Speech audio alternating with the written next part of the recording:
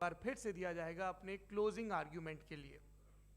और उसके बाद जो इस बहस के लिए सबसे ज़रूरी चीज़ है कि आप और हम और इंटरनेट पर देख रहे लाखों करोड़ों लोग, उनके सवाल जवाब होंगे। तो आप लोग जो यहाँ मौजूद हैं, आपके हम कुछ सवाल लेने की कोशिश करेंगे। 30 मिनट का वक्त हमने उसके लिए तय कर रखा है। इस तरह से ये 2 घंटे की बहस पूरी होगी। 2-3 बुनियादी बातें हैं जिनका हमें ध्यान रखना है। किसी भी किस्म की नारेबाजी में हमें शरीक नहीं होना है। ये हल्ला गुल्ला नहीं है, क्योंकि पूरी दुनिया देख रही है, तो एक नज़ीर कायम करनी है, एक उदाहरण लोगों के सामने रखना है कि पढ़े लिखे लोग इत्तेफाकी और नाइत्तेफाकी रखते हुए भी, एक दूसरे से सहमति और असहमति रखते हुए भी बात कह सकते हैं। यहाँ पर मेरे JNU के प्रोफेसर बैठे हैं, पुरुषोत्तम अग्रवाल जी, जिन्होंने हमें क्लास में सिखाया है कि सहमति का साहस और असहमति का विवेक, और इसका ठीक उलट भी, ये बड़ा ज़रूरी है। दूसरी बात, ये किसी एक धर्म के बारे में बहस नहीं है, ये बात सबको स्पष्ट होनी चाहिए। किसी धर्म को महान बताने या किसी धर्म को कमतर बताने की ये बहस नहीं है। तो यदि कोई इस उम्मीद से देख रहा है या यहाँ आया है, तो मैं आपको आश्वस्त करना चाहता हूं कि आपको नाउम्मीदी हाथ लगेगी। इस बहस में बहुत ज़्यादा धार्मिक प्रतीकों के इस्तेमाल को लेकर भी ये दोनों लोग जो अभी आपको गंभीर दिख रहे हैं, भले लोग हैं, कल शाम को चाय पर मिले थे, बहुत हंसी मजाक भी इनके बीच हुआ था, और गलबैयाँ डालते हुए एक तस्वीर भी हुई थी। ये इस बात का प्रमाण है कि इंटरनेट पर जो हल्ला मचा हुआ है उसके मुकाबले ये दोनों लोग बहुत ही अच्छे शांत ढंग से बहस के लिए राजी हो गए हैं। ट्विटर की बातें ट्विटर तक सीमित, एलन मस्क आजकल उसको एक्स कहते हैं। और अब इस बहस की शुरुआत मैं इन विद्वानों का, हालांकि इनको परिचय की जरूरत नहीं, पर हो सकता है, हमें पत्रकारिता में सिखाया जाता है कि नेवर अज्यूम, विज्ञान भी यही कहता है। मुफ्ती शमाइल नदवी साहब इस्लामिक विद्वान, शिक्षाविद हैं, कोलकाता के वाहियान फाउंडेशन के संस्थापक हैं, लखनऊ की प्रतिष्ठित दारुल उलूम नदवतुल उलमा से ग्रेजुएशन किया है, सोशल मीडिया और सार्वजनिक मंचों पर अध्यापन और बौद्धिक कामों में सक्रिय हैं, और इस समय इंटरनेशनल इस्लामिक यूनिवर्सिटी मलेशिया से PhD कर रहे हैं। अच्छी बात यह है कि पढ़ाई के साथ साथ ट्रैवल ब्लॉग भी बनाते हैं। पेट्रोनस टावर के सामने का ब्लॉग हमने देखा। हमारे साथ जावेद अख्तर साहब हैं।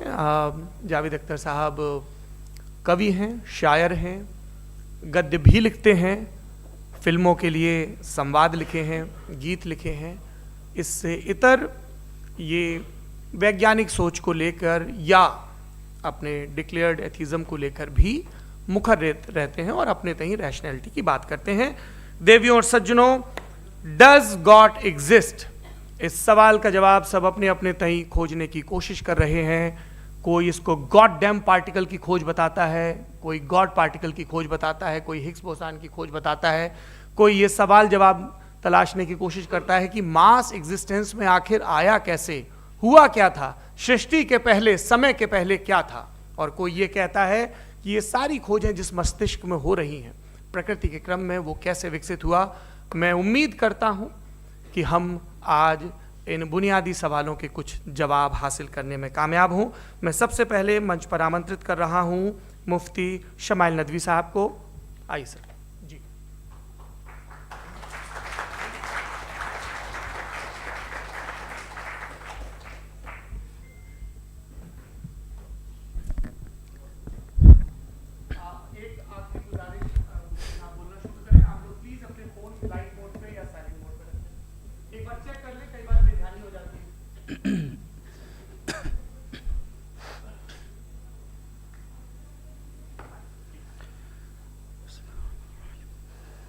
तमाम तारीफ़ें उस क्रिएटर के लिए जिसने इस यूनिवर्स को एक मकसद के तहत पैदा किया है। रिस्पेक्टेड जनाब जावेद अख्तर साहब, मिस्टर सौरभ द्विवेदी, और respected audience, thank you all for being here today. आज की डिबेट में चूंकि हम बात करने वाले हैं डज गॉड एग्जिस्ट के टॉपिक पर, तो ये एक ऐसा टॉपिक है जिसके मुताल्लिक कोई भी डिसीजन लेने के लिए अलग अलग स्टैंडर्ड्स हो सकते हैं। लिहाजा डिबेट के शुरू में ये ज़रूरी है कि हम ये जान लें कि आज के इस टॉपिक में कौन सा स्टैंडर्ड सही होगा और कौन सा गलत होगा। सबसे पहला स्टैंडर्ड जिसे मैं समझता हूं कि हमारे रिस्पेक्टेड जनाब जावेद अख्तर साहब बड़ी तेजी के साथ उसकी तरफ लपकेंगे, वो है साइंस। जबकि साइंस दर हकीकत खुदा के एग्जिस्टेंस को डायरेक्टली साबित करने या उसके एग्जिस्टेंस को डिनाई करने के लिए स्टैंडर्ड नहीं बन सकती। और उसकी वजह क्या है, ये मैं नहीं कह रहा, ये वो लोग कह रहे हैं जो साइंस के एक्सपर्ट्स हैं। नेशनल एकेडमी ऑफ साइंस कहती है science doesn't have the processes to prove और disprove the existence of God. Why? क्योंकि साइंस का ताल्लुक एम्पेरिकल एविडेंस से है और एम्पेरिकल एविडेंसेस का ताल्लुक हमारे नेचुरल और फिजिकल वर्ल्ड से है, जबकि गॉड नॉन फिजिकल और सुपर नेचुरल रियलिटी है। लिहाजा नॉन फिजिकल रियलिटी को आप उस टूल के साथ नहीं चेक कर सकते जिसका काम फिजिकल रियलिटी को तलाश करना है। लिहाजा आज इस डिबेट में गॉड की एग्जिस्टेंस को साबित करने या उसे डिनाई करने में साइंटिफिक एविडेंस को एक्सेप्ट नहीं किया जाएगा। दूसरा स्टैंडर्ड हो सकता है रेविलेशन, कि रेविलेशन के जरिए हम यह साबित करें कि गॉड एग्जिस्ट करता है या नहीं। लेकिन ये स्टैंडर्ड भी आज इररेलेवेंट है। क्यों? क्योंकि रेविलेशन मेरे नज़दीक सोर्स ऑफ नॉलेज है, वैलिड सोर्स ऑफ नॉलेज है, लेकिन हमारे जावेद अख्तर साहब के नज़दीक ये वैलिड सोर्स ऑफ नॉलेज नहीं है। लिहाजा आज की डिबेट में मैं एक भी एविडेंस किसी भी मजहबी स्क्रिप्चर से नहीं दूंगा ताकि जावेद अख्तर साहब के लिए वो अनएक्सेप्टेबल ना हो। तीसरा जो मेयार हो सकता है वो है ऑब्जर्वेशन, कि भाई कोई कहे कि हमें खुदा दिखाओ, अगर है तो दिखाओ, या ये कि खुदा के एग्जिस्टेंस पर एम्पेरिकल एविडेंस दो, तो ये है दर हकीकत गलत टूल का इस्तेमाल करना। ये ऐसा ही है कि जावेद साहब मुझसे ये मुतालबा करें कि मुफ्ती साहब आप मेटल डिटेक्टर के जरिए प्लास्टिक डिटेक्ट करके दिखाएं। अब चूंकि प्लास्टिक डिटेक्ट नहीं हो पा रही है लिहाजा plastic does not exist. No, you are using the wrong tool. इस टूल से प्लास्टिक को डिटेक्ट नहीं किया जाता। लिहाजा मैं समझता हूं कि गॉड के एग्जिस्टेंस पर एम्पेरिकल एविडेंस का मुतालबा करना एक बचकाना मुतालबा है और हमारे रिस्पेक्टेड जनाब जावेद अख्तर साहब इस स्टेज से अब बहुत आगे निकल चुके हैं। अब बचता है एक ही स्टैंडर्ड और वो स्टैंडर्ड है अक्ल, लॉजिक, रीजनिंग। और यही वो स्टैंडर्ड है जिसके तहत गॉड की एग्जिस्टेंस को साबित किया जाएगा या गॉड की एग्जिस्टेंस को डिनाई किया जाएगा। लेकिन चूंकि ये बहुत इंपॉर्टेंट और सेंसिटिव टॉपिक है, इसलिए लॉजिकल आर्ग्यूमेंट भी ऐसा होना चाहिए जो डेफिनेटिव हो, इनडेफिनेटिव ना हो, जो 2 और 2 4 की तरह बिल्कुल वाजे हो, जिसे लॉजिकली रिजेक्ट करना पॉसिबल नहीं हो। फॉर एग्जाम्पल हम कहें हमारे रिस्पेक्टेड मिस्टर सौरभ साहब, ये एक इंसान है और तमाम इंसान कॉन्शियस बीइंग है, लिहाजा नतीजा क्या निकला, हमारे सौरभ साहब भी कॉन्शियस बीइंग है। क्या ये इनडेफिनेट आर्ग्यूमेंट है या डेफिनेट आर्ग्यूमेंट है? ये डेफिनेट आर्ग्यूमेंट है। ये 2 और 2 की तरह वाजे है, इसमें किसी तरह जो है लॉजिकली इसको रिजेक्ट नहीं किया जा सकता। तो अगर आज हमारे जावेद अख्तर साहब ऐसी कोई अकली दलील और लॉजिकल एविडेंस दें खुदा के ना होने पर जो डेफिनेट भी हो, तो मैं ये ऐलान करता हूं कि यकीनन मैं उस एविडेंस को कबूल करूंगा और उस पर गौर करूंगा। लेकिन साथ में यह भी ऐलान कर देता हूं प्रेडिक्शन के तौर पर कि ऐसा कोई डेफिनेट आर्ग्यूमेंट कोई नहीं पेश कर सकता। दलील हम देंगे और डेफिनेटिव दलील देंगे, लॉजिकल दलील देंगे, ऐसी दलील देंगे जो एंटायर एथिस्टिक वर्ल्ड उसे रेफ्यूट नहीं कर सकती। चलें अब हम एक एग्जाम्पल सोचते हैं, एक सिनेरियो, सिंपल सिनेरियो, तमाम ऑडियंस से गुजारिश है, हम और आप एक आइसोलेटेड आइलैंड पर हैं, ऐसा आइलैंड जहां पे हमसे पहले कोई कभी नहीं गया। चलते चलते आपके सामने अचानक आपने देखा एक पिंक कलर की बॉल पड़ी हुई है। सबसे पहला सवाल आपके जहन में क्या आएगा कि ये बॉल यहां क्यों आई, कैसे आई, ये पिंक कलर की ही क्यों है, कोई और कलर भी हो सकता था, ये इसी शेप में क्यों है, कोई और शेप भी हो सकता था। नेचुरली आप इस तरफ पहुंचेंगे कि कोई ना कोई है जिसने इन स्पेसिफिक प्रॉपर्टीज के साथ इस बॉल को बनाया है और यहां पे रखा है। चूंकि आप जानते हैं कि ये जो बॉल है इसका एग्जिस्ट करना जरूरी नहीं है, ये एग्जिस्ट कर भी सकती थी, नहीं भी कर सकती थी, और एग्जिस्ट करना ही था तो किसी और फॉर्म में करती, किसी और कलर में करती।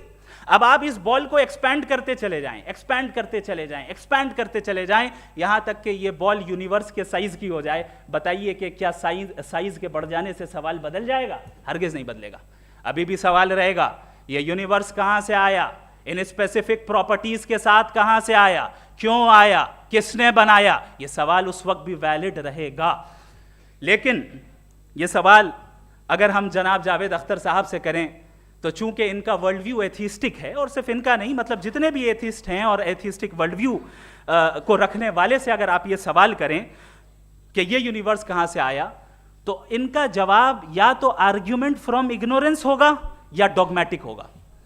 या तो ये कहेंगे कि मुझे नहीं पता कि ये कहां से आया, लिहाजा गॉड डज नॉट एग्जिस्ट, ये आर्ग्यूमेंट फ्रॉम इग्नोरेंस है।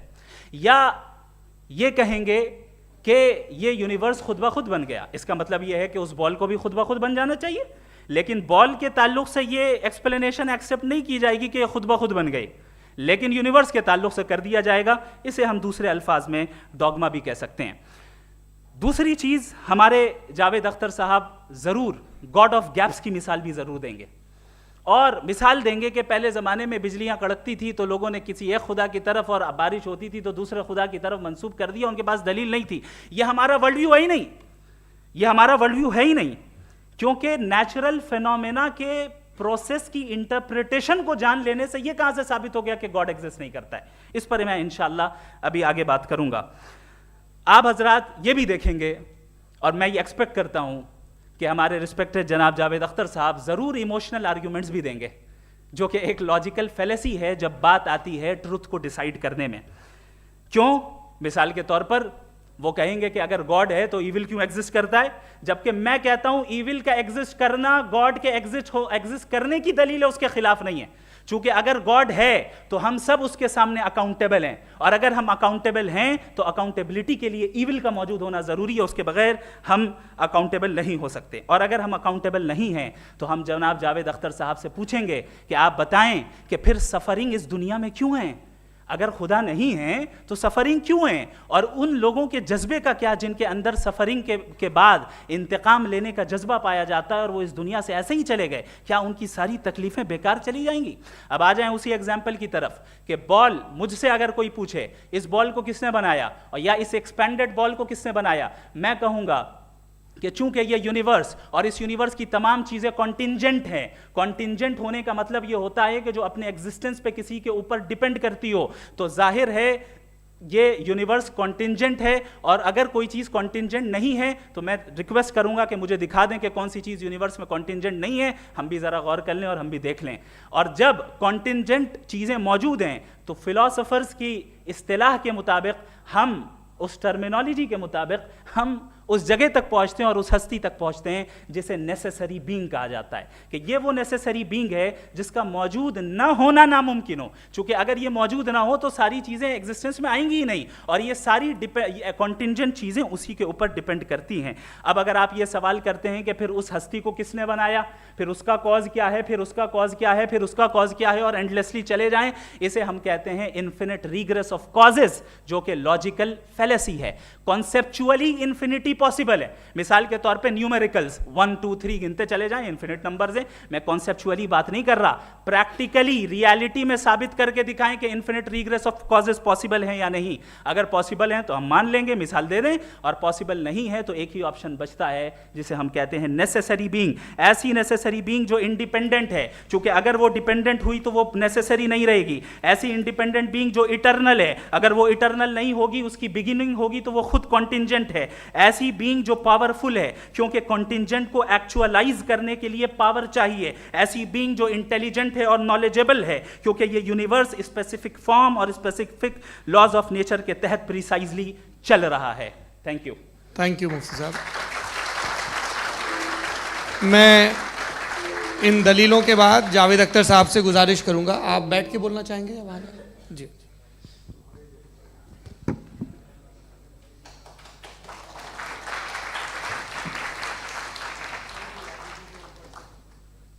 पहले तो मैं मुफ्ती साहब को एक अच्छी खबर देना चाहूँगा कि मेरी नॉलेज साइंस के बारे में बड़ी मामूली है, तो आप फिक्र ना करें उसकी, लेकिन कुछ कॉमन सेंस है मुझ में। देखिए, ये खुदा का तस्वुर कोई नया तस्वुर नहीं है, ये सदियों से रहा है। ये कुछ रिलीजन 3000 साल पुराने होंगे, 4000 साल पुराने होंगे, लेकिन इंसान कोई 10,000 12,000 साल से एग्जिस्ट करता है होमोसेपियन की शक्ल में, और हमेशा कुछ ना कुछ मज़हब रहे। ये मज़हब जाहिलों के नहीं थे, ये मज़हब एक ऐसी ग्रीक सोसाइटी के थे जहाँ बड़े बड़े फिलोसफर्स पैदा हुए। ये मज़हब इजिप्शियंस के थे जिन्होंने पिरामिड्स बनाए थे। ये रोमन्स के थे कि जिनका आर्किटेक्चर और सेनेट यानी पहली बुनियाद डेमोक्रेसी की लिमिटेड थी, मगर डेमोक्रेसी थी, ये उन लोगों ने किए थे। तो इनका जो जुपिटर था, रा था, ज़्यूस था, उन्हें उस पर इतना ही एतमाद था जितना आज किसी मजहबी आदमी को अपने खुदा पे होगा। क्रिश्चियनिटी आने से पहले यूरोप में एक मज़हब था जर्मेनिक रिलीजन। उसका एक खुदा था, उसकी एक बीवी थी, उसके 2 बेटे थे, एक बेटी थी। फिर जर्मनी में जब यूरोप में क्रिश्चियनिटी आई तो वो खुदा, उसकी बीवी और पूरे ख़ानदान चला गया। तो हमने, अगर हम हिस्ट्री देखें तो खुदा जो हैं वो ज़्यादातर फ़नी हैं, वो हमेशा रहे नहीं। और वो जो लोग इन्हें मानते थे उनको आप कहें वो तो जाहिल थे, उन्हें तो कुछ पता ही नहीं था, ऐसा नहीं है। वो अपने वक्त में बड़े काबिल लोग थे और अपने वक्त में उन्होंने बड़े बड़े काम किए हैं, फिलोसफर्स थे, साइंटिस्ट थे, लेकिन उनका मज़हब कहाँ गया, उनके खुदा कहाँ गए? आज जो खुदा हैं दुनिया में लोग उन्हें मानते हैं। आपको क्या मालूम कि कितने बरसों के बाद क्या होने वाला है? हम यूरोप में देखते हैं तो चर्च खाली हैं। तो वक्त के साथ चीज़ें बदलती हैं। जहाँ तक इसका ताल्लुक़ है मज़हबों का, हर मज़हब आपसे एक चीज़ मांगता है, फेथ। ये फेथ क्या चीज़ होती है? What is the difference between faith and belief? ये तो बहुत ही अहमक़ाना बात होगी कि कोई आदमी कहे साहब अगर खुदा है तो मुझे दिखाइए। ये तो जाहिलाना बात हुई। मैंने तो नॉर्थ पोल नहीं देखा है, मगर मैं मानता हूँ कि नॉर्थ पोल है। मैं क्यों मानता हूँ? इसलिए कि अगर ये दुनिया राउंड है तो उसका कोई टॉप होगा। कुछ लोग हैं जो वहाँ गए भी हैं, कॉमन सेंस कहता है कि ऐसा होगा, सबूत है, गवाह है, रीज़न है। तो ये मेरा फेथ नहीं है। तो फेथ में और बिलीफ में डिफरेंस क्या है? जो मज़हब मांगता है आपसे, हर मज़हब फेथ मांगता है। फेथ का मतलब ये है कि ना कोई गवाह हो, ना कोई सबूत हो, ना कोई रैशनल हो, ना कोई लॉजिक हो, ना कोई प्रूफ हो, मगर तुम एक बात को मानो। ये है फेथ। वरना बिलीफ होता।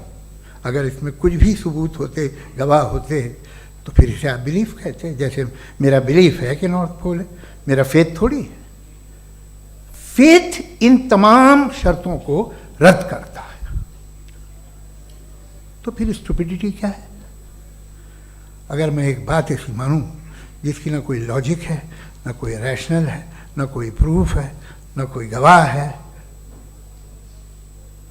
ना कोई सबूत है, और मैं उसे मानूं, तो ये स्टुपिडिटी हुई। इसे ही भाई कल को मैं यकीन कर लूँ कि एलॉन मस्क जो है मेरा भाई है, तो मुझे इंतहाई खुशी होगी, सुकून भी बहुत मिलेगा मुझे। लेकिन और कहे भाई क्यों मानते हो, क्या सबूत है? भाई वो तो अमेरिकन है और तुम तो इंडियन हो, वो तो नस्ल अलग है, तुम्हें कभी मिले भी नहीं। साहब देखिए, मेरा फेथ है, इस पर बात ना किया। फेथ का मतलब ही यह है कि आप प्रूव नहीं कर सकते। अगर आप प्रूव कर सकते हो तो फेथ की ज़रूरत ही नहीं, फिर तो आप बात करेंगे, आप कितनी बहस कर लीजिए। अल्टीमेटली दुनिया का हर मज़हब फेथ पे टिका है, और फेथ का मतलब है एक ऐसा यकीन जिसका कोई सबूत, कोई गवाह, कोई रैशनल नहीं। अब आप ये कहें, क्या आप ये क्यों कह रहे हैं कि साहब ये कायनात किसने बनाई? कमाल ये है कि आपने बताया कि एक आइलैंड पे गए और एक बॉल देखी। आपने ये नहीं कहा कि आइलैंड किसने बनाया, आपको सिर्फ बॉल पे हैरत हुई। हमने आइलैंड पे हमने हैरत नहीं की, होते हैं आइलैंड। इसी तरह ये आइलैंड है, सितारे, ये गैलेक्सीज, ये सब आइलैंड हैं, खला में। हम उन्हें टेकन फॉर ग्रांटेड लेते हैं, हम पूछते नहीं कैसे बनाए। आपने जजीरे के बारे में भी नहीं पूछा है। मेरी पैदाइश कैसे हुई? क्या मैं प्लान्ड पैदा हुआ था? I was plan to be born, या एक लकी स्पर्म था जो किसी एग से चिपक गया? मेरी पैदाइश रैंडम। और इंसाफ जिसे आप कहते हैं, इंसाफ का तो नेचर से कोई वास्ता ही नहीं। जो आप कहते हैं कि एक दिन इंसाफ मिलेगा, insaf is a human concept, nature में कोई इंसाफ नहीं। अगर शेर हिरन को खा जाता है तो उसे कोई सजा नहीं मिलती। अगर एक आंधी आती है और हरे भरे पेड़ों को उखाड़ के फेंक देती है तो आंधियों की जेल नहीं होती है। नेचर में इंसाफ नहीं, इसलिए मुझे नेचर को इंसाफ की ज़रूरत भी नहीं। नेचर तमाम एक है। अब हम कहें कि साहब ये देखिए जो मैंने खाना खाया था ये मेरी आँख तो नहीं यूँ कर दिया उसे, तो इसे सज़ा मिलनी नहीं, वो सिस्टम है, ऐसे ही चल रहा है। नेचर बगैर इंसाफ के है। इंसाफ इज अ ह्यूमन कॉन्सेप्ट। तो जो आपसे कहता है कि मैं तुम्हें इंसाफ दूंगा, वो इंसानी जहन की पैदावार है। ये नेचुरल है ही नहीं, ये आसमानी है ही नहीं। नेचर का तसव्वुर, इंसाफ का तसव्वुर। भाई आप साथ मिलते हैं, अब आप लेफ्ट हैंड ड्राइव कर लें, ये क्या है? तमाम सच, तमाम नेकी, तमाम शराफत लेफ्ट हैंड ड्राइव है। वरना क्या होगा, या तो आप क्रॉस कर देंगे, आपका एक्सीडेंट हो जाएगा, या आप किसी को मार देंगे, या ट्रैफिक जैम हो जाएगा। झूठ, बेईमानी, रिश्वतखोरी, ये तमाम जो है driving on the wrong side है। इसके ऊपर कुछ नहीं। ये तो हमने बनाया, जैसे हमने लेफ्ट हैंड ड्राइव बनाई है। ये कॉन्सेप्ट ऑफ इंसाफ जो है ये हमारा है, इसका नेचर से कोई वास्ता नहीं। शेर खा जाता है हिरन को, उसे जेल होती है क्या? कुछ भी नहीं, है ही नहीं। तो ये जो दुनिया के रिलीजन प्रॉमिस करते हैं आपसे इंसाफ, इसी से मालूम होता है कि ये मैन मेड है। ये तसव्वुर कहीं और का है ही नहीं। जो नेचर है, कुछ लोग कहते हैं नेचर ही खुदा है, तो नेचर में तो इंसाफ नहीं कहीं। और आप वादा कर रहे हैं कि तुम्हें मरने के बाद इंसाफ मिलेगा। मुझे अगर मिलेगा तो मैं बहुत खुश हूँगा, लेकिन मैं यकीन नहीं कर पाता हूँ, इसलिए कि मैं फेथ नहीं पैदा कर सकता। The very fact that religions demand faith, इसका मतलब है कि उनके पास जस्टिफिकेशन नहीं है। अच्छा था फिर रिलीजन अगर मॉडरेशन में है, कोई सा भी नहीं, वो आप में कुछ खूबियाँ भी पैदा करता होगा। देखिए उससे ये फ़ायदा है, वो फ़ायदा है। अल्कोहल जो है वो ज़्यादातर दवाओं में यूज़ होती है, और एक सर्वे किया गया था अमेरिका में कि लॉन्जिटिविटी किन लोगों की है। तो एक तरफ वो लोग थे जो शराब पीते ही नहीं थे, और एक तरफ वो थे जो एक बोतल शराब रोज़ पीते थे। सबसे ज़्यादा लंबी उम्र उनकी है जो 2 पैग नाप के शराब पीते और खाना खाते हैं।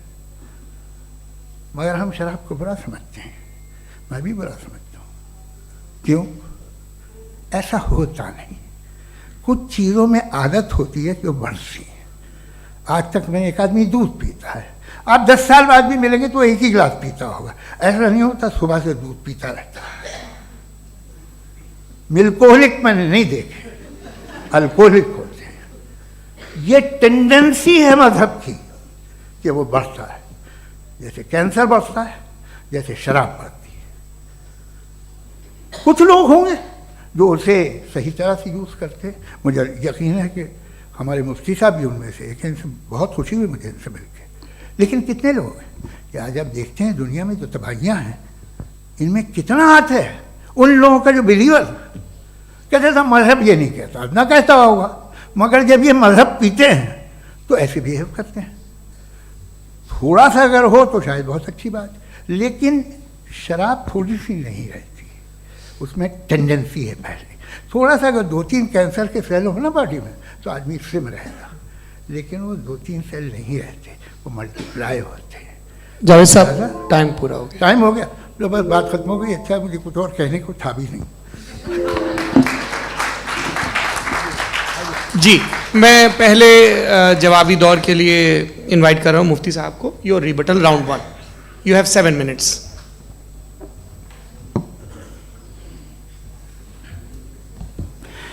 Thank you very much Javed साहब, आपकी बात को सुनकर बड़े महजूज हुए हम लोग। महजूज, do you understand? We enjoyed. Okay, अब थोड़ा सा लॉजिकली उसको हम लोग देखते हैं। दरअसल हम लोगों ने कल गुजारिश की थी मुफ्ती साहब से भी, जावेद साहब से भी, कि हिंदुस्तानी ज़बान आम फहम सबको समझ में आ जाए और जहाँ कहीं आप मुश्किल शब्द इस्तेमाल करें वहाँ बताते भी चलें। Thank you. तो सबसे पहले हमारे रिस्पेक्टेड जावेद साहब ने हवाला दिया कि खुदा फ़ानी है। कितने मजहब आगे चले गए, किसी ने जुपिटर को खुदा माना, किसी ने किसी को माना। मैं कहता हूँ जिसने कॉन्टिंजेंट चीज़ को खुदा माना, गलत माना, वो खुदा ही नहीं, वो खुदा ही नहीं है। हम तो नेसेसरी बीइंग को साबित करने बैठे हैं, वो नेसेसरी कॉज जो इटरनल है, जो अबदी भी है और अजली भी है। हम किसी और को साबित करने नहीं बैठे। दूसरी चीज उन्होंने कहा कि फेथ एंड बिलीफ, ये एक ऐसी डेफिनेशन है फेथ की जो इन्होंने पहली मर्तबा पेश की है, या माफ कीजिएगा इन्होंने पहली मर्तबा पेश नहीं की है, रिचर्ड डॉकिंस ने पहली मर्तबा पेश की है। मुझे मालूम है ये सोर्स कहां से है। एपिस्टेमोलॉजिकली फेथ और बिलीफ का फर्क आप इस तरह नहीं कर सकते सर। फेथ सही भी होता है, गलत भी होता है, बिलीफ सही भी होता है, गलत भी होता है। जो लॉजिक, रीजन और एविडेंस से बैक्ड होगा वो फेथ सही होगा। और आप जिस फेथ की बात कर रहे हैं कि इलॉजिकल है और उसके पीछे नहीं है, तो we are on the same page. हम नहीं मानते उस फेथ को, जो फेथ ऐसा हो जिसके पीछे कोई लॉजिक ना हो, एविडेंस ना हो, हम नहीं मानते। हम तो उस फेथ के कायल हैं जिसके पीछे लॉजिक हो और एविडेंस हो। तो बिलीफ सही भी होता है, गलत भी होता है, फेथ भी सही होता है और गलत भी होता है। तो आज फेथ और बिलीफ के डिफरेंस पे बात नहीं हो रही है। आज आप चाहे फेथ एक्सेप्ट कर लें या बिलीफ एक्सेप्ट कर लें, आज ये बात होगी कि ट्रूथ क्या है, चाहे ट्रू बिलीफ सही है या ट्रू फेथ सही है, और फॉल्स फेथ क्या है और फॉल्स बिलीफ क्या है, बात इस पे हो रही। दूसरी चीज इन्होंने पूछा, स्टुपिडिटी फिर क्या है?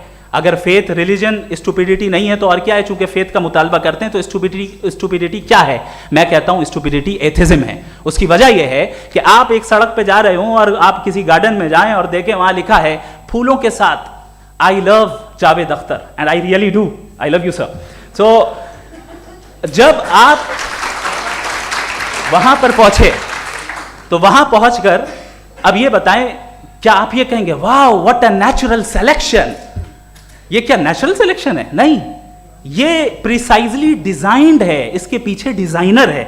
लिहाजा अगर कोई एक ऐसी कॉमन सेंस की बात को कबूल नहीं कर रहा है कि यूनिवर्स जो इतने प्रिसाइजली काम कर रहा है, हम कह दें कि खुद ब खुद बन गई, मैं समझता हूं इससे बड़ी स्टुपिडिटी और कुछ नहीं है। ये इरैशनल चीज है। फिर हमारे सर ने कहा कि आपने बॉल पे फोकस किया, आइलैंड पे फोकस नहीं किया। अरे आइलैंड को किसने बनाया यही समझाने के लिए तो बॉल की मिसाल दे रहा हूं। और बॉल भी कॉन्टिंजेंट है, आइलैंड भी कॉन्टिंजेंट है, दोनों नेसेसरी बीइंग का मुतालबा करते हैं। आगे इन्होंने कहा कि नेचर में कोई इंसाफ नहीं है। हम डिसाइड करते हैं कि मोरालिटी क्या होती है, इंसाफ क्या होता है। हम डिसाइड करते हैं, जैसे ड्राइविंग सीट में ट्रैफिक वाला, ये तो किसी खुदा ने नहीं कहा, ये है, इसे कहते हैं फॉल्स इक्विवेलेंस। ये एक लॉजिकल फेलेसी है। आपने जो है मिसाल दी ड्राइविंग की और ट्रैफिक की, ये सब्जेक्टिव मोरालिटी है। आप सब्जेक्टिव मोरालिटी को मिसाल बनाकर ऑब्जेक्टिव मोरालिटी के ऊपर नहीं थोप सकते। इंसाफ की ऑब्जेक्टिव मोरालिटी है। अगर आप ये कहते हैं कि नेचर में इंसाफ नहीं है, तो इंसाफ का न होना ये नेचुरल हुआ, तो फिर नेचर को नेचर रहने दे। क्यों हम इतना स्ट्राइव कर रहे हैं दुनिया में इंसाफ लाने के लिए? ये तो इलॉजिकल बात है, इरैशनल बात है। इसलिए बहुत सी चीजें ऐसी हैं जो ऑब्जेक्टिवली जो है इविल या गुड हैं, और बहुत सी चीजें ऐसी हैं जो सब्जेक्टिवली हैं। सब्जेक्टिवली जो मोरल होता है या इमोरल होता है, उसको हम सोशल कंसेंसस से या पर्सनल प्रेफरेंस से डिसाइड करते हैं। लेकिन जो ऑब्जेक्टिव मोरालिटी है, जिसमें इंसाफ आया, जो इन्होंने बार बार रिपीट किया, ये ऑब्जेक्टिव है, सब्जेक्टिव नहीं है। अगर आप कहते हैं ये सब्जेक्टिव है, तो मेरा सवाल आपसे ये है, क्या सोशल कंसेंसस के जरिए अगर जुल्म को सही करार दे दिया जाएगा तो आप जुल्म को जस्टिफाई करेंगे? दूसरी चीज इन्होंने ये कहा कि 2 पैक शराब पी लें तो वो उतने पे नहीं रहता, बढ़ जाता है। यही मामला मजहब के साथ है। 2 पैक आप पी लें, बढ़ेगा। तो ये एक ऐसी मिसाल है, इसको कहीं भी फिट कर लें कि आप एथिज्म पे जब फिट करें, जब आप 2 पैक एथिज्म का लेंगे ना, तो वो बढ़ बढ़ के नॉर्थ कोरिया बनेगा। Thank you.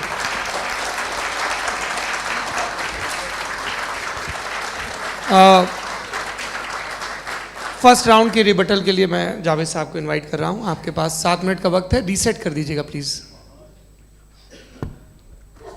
मुझे इस बात की खुशी है कि मुफ्ती साहब ने भी मान लिया कि नेचर में कोई इंसाफ नहीं है। तो कोई भी चीज़ जो इंसान ने नहीं बनाई है उसमें इंसाफ नहीं होता है। एक बात मैं आपसे अर्ज़ करूँ, ज़रा पता लगा लीजिएगा, ये जो आप बाग में जाते हैं बेहद खूबसूरत फूल देखते हैं ना, इनमें से कोई नेचुरल नहीं है। ये सारे फूल क्रॉस करके बनाए गए हैं। जो जंगल में फूल होते हैं नहायत मामूली होते हैं, ये फूल इंसानों ने बनाए हैं। जो आप बाग में देख के वाह वाह कहते हैं, ये इंसानों के बनाए हुए हैं। डिफरेंट फूलों को क्रॉस करके, डेवलप करके, फिर क्रॉस करके इस तरह से बनाए गए। नेचुरल फ्लावर नहीं। किसी जंगल वीरान में जाके आप गुलाब के फूल नहीं देखेंगे। ये सब बनाए हुए इंसान ने, बहुत से काम इंसान ने किए हैं। बाकी है कि आपने मेरी एक बात का जवाब नहीं दिया, जिससे मुझे शिकायत है कि फेथ क्या है और आप फेथ मांगते क्यों हैं मुझसे। आप तो लॉजिकल हैं, आपके पास तो सारे रैशनल्स हैं, आपके पास सारे सबूत हैं, तो आपको फेथ की डिमांड क्यों करते हैं कि भाई तुम सरेंडर कर दो और सवाल मत करो। कोई मजहब सारे सवाल करने की इजाज़त नहीं देता है और मना करता है कि ज़्यादा सवाल ना करो, बह जाओगे तुम। आप क्यों रोकते हैं? हकीकत यह है कि इंसानी तारीख क्या है। इंसानी तारीख ये है कि दुनिया में 2 तरह के लोग हुए हैं। एक वो जिन्होंने अपनी लाइल्मी की परस्तिश की है, दूसरे वो जिन्होंने अपनी इग्नोरेंस या लाइल्मी से झगड़ा किया है और मालूम किया है कि क्या है। ये जो आप कह रहे हैं, आज आप हैरान हैं कि भाई ये यूनिवर्स कैसे बनी। लोग हैरान थे कि सूरज डूबता है तो इधर से कैसे निकलता है। और आप एक कदम जाके हमेशा का मानने को तैयार है, एक कदम पीछे ही मान जाइए। भाई आप इसके बाद जाते हो, कहते सवाल ना करना कि ये कहाँ से आया, ये पावर तो हमेशा से हमेशा रहेगी। तो आप यूनिवर्स के बारे में मानने में क्या तकलीफ है? एक कदम पहले रुक जाइए, ये हमेशा से थी या नहीं थी हमें मालूम नहीं है। और ये कहना कि हमें मालूम नहीं है, कमाल ये है कि दुनिया के सारे मजहब सब जानते हैं ये दुनिया कैसे बनी थी, कैसे मिटेगी, मरने के बाद क्या होगा, इनको सब इल्म है। इनको किसी को डायनासोर होते थे पहले ये नहीं पता था, किसी को नहीं पता। किसी भी दुनिया की मजहबी किताब में डायनासोर का जिक्र नहीं है। लेकिन बाकी सब बातें, how to make universe in 4 easy lessons and बाकी सब पता है। जिसको सब पता है वो गड़बड़ है। हम में ये इंकिसार, ये ह्यूमिलिटी होनी चाहिए कि हम ये कहें कि हमें ये बहुत सारी बातें नहीं मालूम, लेकिन हम उनकी परस्तिश ना करें, अपनी लाइल्मी को की परस्तिश ना करें, हम उसे पता लगाने की कोशिश करें। जिस दुनिया में आप बैठे हैं सर, ये हॉल जो है, ये इलेक्ट्रिसिटी जो है, ये माइक जो है, जिस हवाई जहाज से आप आए थे, वो जिस कार से आप यहाँ आए हैं, ये सब उन लोगों की बनाई हुई है जिन्होंने सवाल किए थे। ये दुनिया जिसमें आप आज आराम से हैं, ये उन लोगों की बनाई है कि जिन्होंने सवाल किए थे। और हर स्टेज पे इन सवालों को मकरूह कहा गया था, गलत कहा गया था। आप ज़रा तारीख पढ़िए, एक बड़ी दिलचस्प किताब है बर्ट्रैंड रसेल की, जिसमें उसने रिलीजन एंड साइंस कि कब से रिलीजन जो है साइंस के अगेंस्ट है। और हद तो ये है कि भाप के इंजन के खिलाफ थे, स्टीम इंजन के भी खिलाफ थे, और फतवे हुए उन पर, वेटिकन ने दिए। तो ये हमेशा, अभी जैसे ही ये राइट विंगर आते हैं अमेरिका में पावर में, तो वो जो अपना ये क्या बोलते हैं उसे, सीड क्या बोलते हैं, सीड क्या जो, हाँ नहीं सीड जो होते हैं जिस पे जी नहीं भाई, वो जो ह्यूमन बॉडी के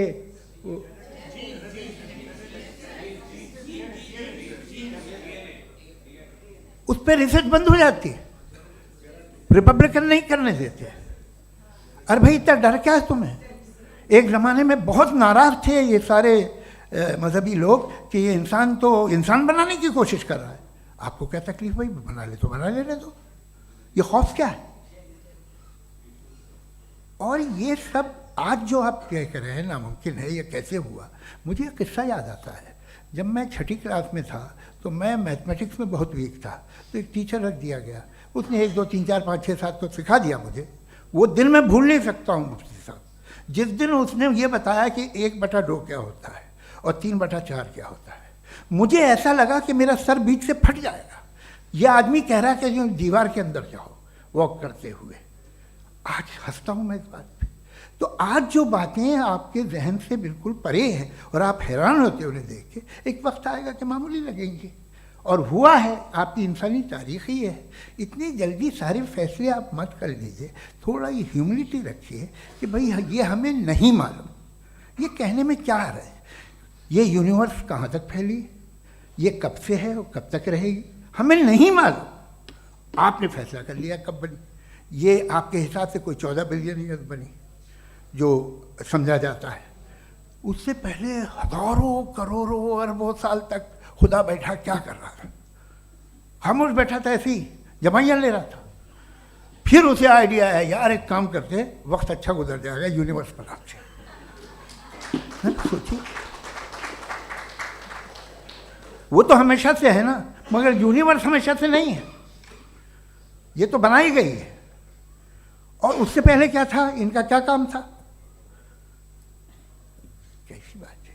ये बड़ा आसान है, जो बात हमें आज धीरे धीरे पता चली है। बरसों 2000 और 2500 साल पहले आपको किसी ने बता दिया कि क्या था, आप मान गए, और तब से वही मान रहे हैं जो 2500 साल पहले कहा गया था। सब कुछ बदल गया है, सॉल्व हो रही हैं चीज़ें। अभी साइंस बिल्कुल दावा नहीं करती, या कोई फिलोसफर ये दावा नहीं करता कि हमें सब मालूम, बल्कि वो कहता है कि हमें जितना मालूम होता है उससे ये मालूम होता है कि हमें कितना कम मालूम। तो हम अपनी जहालत से लड़ें, उसकी परस्तिश न करें। जी, टाइम है। Thank you so much. मैं तर्कों की श्रृंखला में राउंड 2 के लिए मुफ्ती साहब को आमंत्रित कर रहा हूँ। आपके पास एक बार फिर से 7 मिनट का वक्त है। शुक्रिया। जनाब जावेद अख्तर साहब कई मर्तबा दोहरा रहे हैं कि फ़ेथ का मतलब बताइए, फ़ेथ का मतलब बताइए। मैंने बता दिया, फ़ेथ सही भी होता है, गलत भी होता है। और आज हम फ़ेथ पे बात नहीं कर रहे, हम ट्रुथ और डज गॉड एग्जिस्ट पे बात कर रहे हैं। क्या डज गॉड एग्जिस्ट, ये ट्रुथ यानी गॉड है या नहीं है, इसमें से दोनों ट्रुथ क्या है। अब आप उसे फेथ कह लें, बिलीफ कह लें, नॉट माई बिजनेस। उसके बाद आपने कहा कि भाई सवाल करने से मजहब रोकता है। मैं कहता हूं जो रोकता है वो रोकता होगा, मैं नहीं रोकता, बल्कि सवाल करें, सवाल करना चाहिए। सवाल कर करके तो हम आगे बढ़ते हैं, तरक्की करते हैं, और इसीलिए मैं आज यहां पे आया हूं। लेकिन सवाल सिर्फ खुदा से नहीं होगा, आपसे भी होगा। सवाल एथिज्म से भी होगा, सवाल सिर्फ मजहब से नहीं होगा, सबसे होगा। और आज मैं सवाल करूंगा और उम्मीद है कि आप जवाब देंगे। अभी तक आपने वैसे कॉन्टिंजेंसी आर्गुमेंट का कोई जवाब नहीं दिया है। चलें, आपने कहा यूनिवर्स के बारे में इटर्नल क्यों नहीं बोल देते। ये चूंकि लॉजिकली पॉसिबल ही नहीं है कि यूनिवर्स इटर्नल हो। यूनिवर्स एक कॉन्टिंजेंट चीज है जो टाइम एंड स्पेस के पाबंद है, टाइम एंड स्पेस से बाउंड है। जो टाइम एंड स्पेस से बाउंड होगा वो कॉन्टिंजेंट होगा, जो कॉन्टिंजेंट होगा वो उसकी बिगिनिंग हुई होगी, जिसकी बिगिनिंग हुई होगी वो इटर्नल नहीं हो सकता। ये तो कॉमन सी बात है। आपने कहा कि किसी मजहबी किताब में डायनासोर का जिक्र नहीं है। अफसोस कि आज तक किसी मैथमेटिक्स के किताब में मुझे डायनासोर का जिक्र नहीं मिला। तो इसका मतलब मैथमेटिक्स की किताब बेकार है? नहीं, उसका वो टॉपिक नहीं है। रेवलेशन का और मजहबी किताबों का टॉपिक ये नहीं है कि आपको आके बताए साइकिल कैसे बनाते हैं, या आकर ये बताएं कि जो है डायनासोर कब था। वो तो मोरालिटी सिखाने आया है, गॉड के बारे में बताने आया, नॉन फिजिकल रियलिटी की हकीकत को सिखाने के लिए आया। रिलीजियन साइंस को रोकता है? नहीं रोकता। अगर रोकता है तो गलत करता है। रिलीजियन साइंटिज्म को रोकता है, जिसमें हमारे जावेद साहब मुब्तला हैं। साइंस और साइंटिज्म में फर्क है। साइंटिज्म यह है कि आप समझें कि साइंस और साइंटिफिक मेथोडोलॉजी ये नॉलेज को हासिल करने का वाहिद सोर्स ऑफ नॉलेज है। यह है साइंटिज्म। हम इसे रिजेक्ट करते हैं। हम साइंस को तो तरक्की करते हैं, भाई आप हमारी पूरी तारीख कर लें, पढ़ लें तो आपको पता चल जाएगा। बहरहाल ये अलग टॉपिक है। उसके बाद इन्होंने एक लफ्ज़ कहा, वेटिकन ने फतवा दिया। वेटिकन का फतवे से कोई ताल्लुक नहीं है, दोनों कॉन्ट्राडिक्टरी अल्फाज हैं। उसके बाद उन्होंने कहा कि भाई हमें नहीं मालूम। अगर नहीं मालूम तो क्लियरली कह देना कि नहीं मालूम है, इसमें क्या हरज है। तो वही तो मैं कह रहा हूं ना कि आप कह दें कि नहीं मालूम, लेकिन क्लेम क्यों कर रहे हैं कि गॉड एग्जिस्ट नहीं कर रहा है? आप कह दें नहीं मालूम है, हो सकता है हो सकता ना हो, लेकिन आप क्लेम कर रहे हैं। The moment you say God does not exist, this is a claim, and now the burden of proof is upon you too, जैसे हमारे ऊपर है। और क्यों है मैं बताता हूं, क्यों है ये भी मैं बताता हूं। फिलोसॉफिकली जो क्लेम होता है ना, सिर्फ ये नहीं होता कि इंसान कहे पॉजिटिव क्लेम करे और नेगेटिव क्लेम करे तो बर्डन ऑफ प्रूफ नहीं है। आप मिसाल के तौर पे मैं कहूं कि फुला उस कमरे में कोई नहीं है, मैंने एक नॉलेज का क्लेम किया है। उस कमरे में कोई नहीं है, मैंने एक नॉलेज का क्लेम किया। या तो मैं कहूं मुझे नहीं पता, हो भी सकता है नहीं भी हो सकता है, this is not a claim. लेकिन जब मैं कह रहा हूं कि वहां कोई नहीं है या मैं कह रहा हूं वहां कोई है, दोनों क्लेम है और दोनों के ऊपर बर्डन ऑफ प्रूफ है। हमारे ऊपर भी बर्डन ऑफ प्रूफ है, मैंने कंटिजेंसी आर्ग्यूमेंट दिया, इसे तोड़कर दिखाइए। आखिरी चीज, इन्होंने कहा कि खुदा दुनिया बनाने से पहले 150 साल पहले या करोड़ों साल पहले क्या कर रहा था। अरे हजरत, चलें बहरहाल मैं जवाब दे देता हूं, आप हमारे रिस्पेक्टेड पर्सनालिटी हैं, अगर आप नहीं होते तो मैं ऐसे एंटरटेन ही नहीं करता। टाइम, ये 100 साल पहले या 100 साल बाद, पहले बाद में अभी, ये वो अल्फाज हैं जिनका ताल्लुक टाइम से है। टाइम शुरू ही हुआ है यूनिवर्स की बिगिनिंग के बाद, तो उसके पहले खुदा क्या कर रहा था? सवाल इलॉजिकल है, ये फेलेसी है। यानी आप ये कह रहे हैं कि यूनिवर्स के बनने से पहले खुदा क्या कर रहा था? टाइम के बनने से पहले, पहले का ताल्लुक टाइम से, टाइम उस वक्त था ही नहीं, तो ये सवाल ही इनवैलिड है खुदा के ताल्लुक से। दूसरी चीज, आर्ग्यूमेंट ऑफ कंटिजेंसी जो मैंने आपके सामने पेश की है, आपने बार बार ये प्रूफ किया और ये कह रहे हैं कि God of gaps.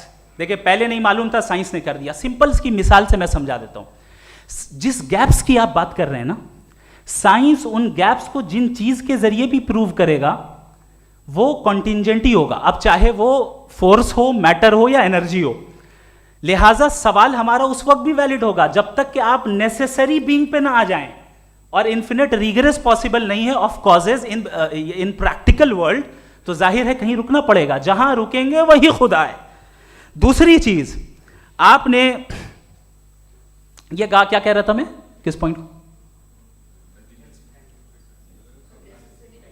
What? Oh no, after that, just now. हाँ, जहां रुकेंगे वही खुदा है। बहरहाल, तो टाइम का जिक्र हो गया, गॉड ऑफ गैप, सॉरी, या इसकी एक मिसाल आप ले लें। एक कार है, एक साहब ने देखा कि भाई कार जो है उसके व्हील्स कितने अच्छे लगे हुए हैं, सही जगह पे, स्टीयरिंग जो है कितने अच्छे जगह पे लगी हुई है, और सीट्स कितने वेल डिजाइंड है, कितनी प्रिसाइजली ये कार काम कर रही है, तो जरूर कोई ना कोई इसे क्रिएट किया है, किसी ने क्रिएट किया है। अब जावेद साहब आए और कहे, अरे जनाब बोनेट खोलिए, इसमें इंजन है, इंजन इस कार को चला रहा है, hence prove no one has created the car. This is illogical, this is irrational. आपने इंजन के जरिए उस गैप को तो साबित किया, लेकिन क्या उससे कार की जो क्रिएशन है और उसका जो क्रिएटर है ये इम्पॉसिबल हो जाए? ऐसा पॉसिबल है? उसका सवाल खत्म हो जाए, ऐसा पॉसिबल है? नहीं। आपने गैप्स को फिल करके, कॉन्टिंजेंट चीजों से गैप्स को फिल करके हमारे ऑब्जर्वेशन को और ब्रॉड कर दिया। अब हमें और पता चल गया कि ये जो कार है इसका सिस्टम कितना ज्यादा कॉम्प्लेक्स है। पहले कम समझते थे, अब कॉम्प्लेक्सिटी और ज्यादा वाजे हो गई। अब हमें समझ में आ रहा है कि हमारी सर्टेनिटी और बढ़ गई कि जरूर इस कार को किसी ना किसी ने बनाया। यही मामला यूनिवर्स का है। साइंस हमेशा फिजिकल वर्ल्ड की चीजों को ही फिल करती जाएगी और फिजिकल चीजों से ही करती जाएगी, चूंकि एम्पेरिकल एविडेंस का ताल्लुक फिजिकल वर्ल्ड से है। आप साइंस के जरिए मेटाफिजिकल रियलिटी को कभी साबित नहीं कर सकते। ये रॉन्ग टूल का इस्तेमाल करना है। ये वही काम है कि आप मेटल डिटेक्टर से प्लास्टिक डिटेक्टर करने चलें, जो कि जाहिर है सही नहीं है। Thank you.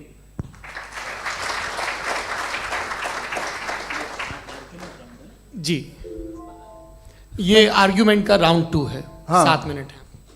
पहले तो मैं आपसे अर्ज करूं कि आपने कहा कि जब कायनात ही नहीं थी तो वक्त भी नहीं था, कुछ भी नहीं था। कैसे नहीं था? खुदा था।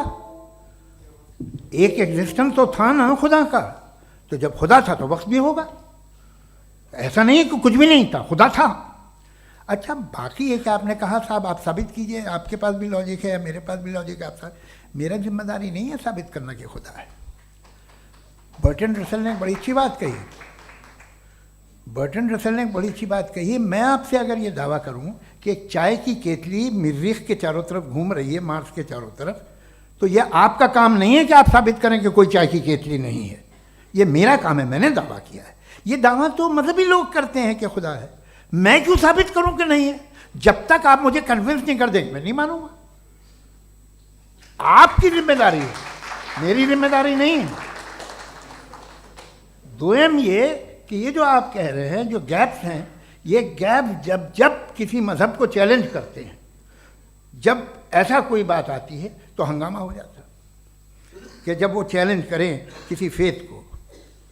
ये तमाम साइंस जो है इसे मुख्तलिफ जगहों पे मुख्तलिफ वक्तों में मज़हब ने रोकने की कोशिश की है। ये किताब है religion and science Burton Russell की, पढ़िएगा, अच्छी लगेगी आपको। तारीख़ ही है साइंस, मज़हब की साइंस से उसका यही रिश्ता है। अच्छा, अब ये हम सोचें कि बहरहाल ये वजूद जो है मज़हब और ये बिलीव इन गॉड इंसान को बेहतर बना देता है, तो एक काम कीजिए, हिंदुस्तान वर्ल्ड का नक्शा लीजिए और मार्क कीजिए कि रिलीजन कहाँ कहाँ ज़्यादा है, कहाँ कहाँ, चाहे वो लैटिन अमेरिका हो या मिडल ईस्ट हो या फार ईस्ट हो या हिंदुस्तान के वो इलाके जहाँ मजहबियत ज़्यादा है। रख दीजिए नक्शा अलग। अब दूसरा नक्शा कि कहाँ कहाँ नाइंसाफ़ी, रिप्रेशन, औरतों के हुकूक की पामाली, जुल्म, डिक्टेटरशिप कहाँ है, नक्शा एक ही होगा। तो आप मुझे बताएं कि जो इसका तरकीब इस्तेमाल क्या है, खुदा का तरकीब इस्तेमाल तो बताइए। आप छोटी सी दवा सड़क पे बेचते हैं, उसकी भी तरकीब इस्तेमाल बताते हैं। इसके इस्तेमाल से तो फ़ायदा ही नहीं हुआ किसी को। जो सारे के सारे ख़राब मुल्क हैं, ख़राब समाज है, वो सारे जुल्म खुदा के नाम पे करते हैं।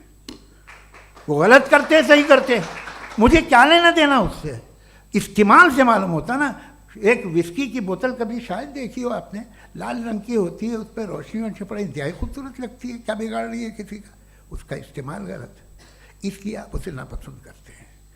इसका इस्तेमाल गलत है, इस तसव्वुर का इस्तेमाल ही गलत है और हमेशा से गलत हुआ है।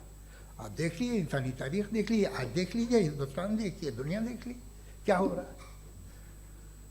इसे कैसे इस्तेमाल कर रहे हैं? फेथ वाले लोग क्या फेयर हैं, जस्ट हैं, जो अपने खुदाओं पे यकीन रखते हैं, वो किस तरह के लोग हैं? वो लोगों को इंसाफ देते हैं, वो बेहतर इंसान बने। तो इस दवा का फ़ायदा क्या है? चलो बहुत फ़ायदा हो रहा तो मैं इस्तेमाल कर लूँगा, मैं मुझे तो इस दवा का कोई फ़ायदा दिखता ही नहीं। मुझे तो ऐसा लगता, मैं एक और बात बताऊँ, अगर कोई आदमी मजहबी है और अच्छा आदमी है तो मैं उसकी बहुत इज्जत करता हूँ, इसलिए कि मेरा ख्याल है मजहबी आदमी का अच्छा होना मुझसे अच्छा होने से ज़्यादा मुश्किल है। भाई हर चीज़ की एक लिमिट है। आप इतना भाग सकते हैं, इतना नहीं भाग सकते, इतना वज़न उठा सकते, इतना नहीं उठा सकते, इतना दूर देख सकते हैं, इतना दूर नहीं देख सकते। उसी तरह कॉमन सेंस कहता है कि आप में नेकी का भी एक कोटा होगा। अब आप अगर सुबह जाते हैं अपनी इबादत गाह और इबादत करते हैं तो बाहर निकलते हैं तो आप तो यही महसूस करते हैं कि आपने एक बहुत अच्छा काम किया, आपकी नेकी का एक बहुत बड़ा कोटा खर्च हो गया जिससे किसी का कोई फ़ायदा नहीं। मैं तो नहीं जाता हूँ तो मुझे तो किसी को खाना खिलाना पड़ेगा, किसी बेवा की मदद करनी पड़ेगी, मैं अपना कोटा कैसे कंज्यूम करूँ? आप अपना कोटा, सारे मजहबी लोग इंतहाई यूजलेस कामों में यूज़ करते हैं। उसके बाद भी अगर आप में बच्ची है थोड़ी सी शराफत तो भाई वाह क्या बात है।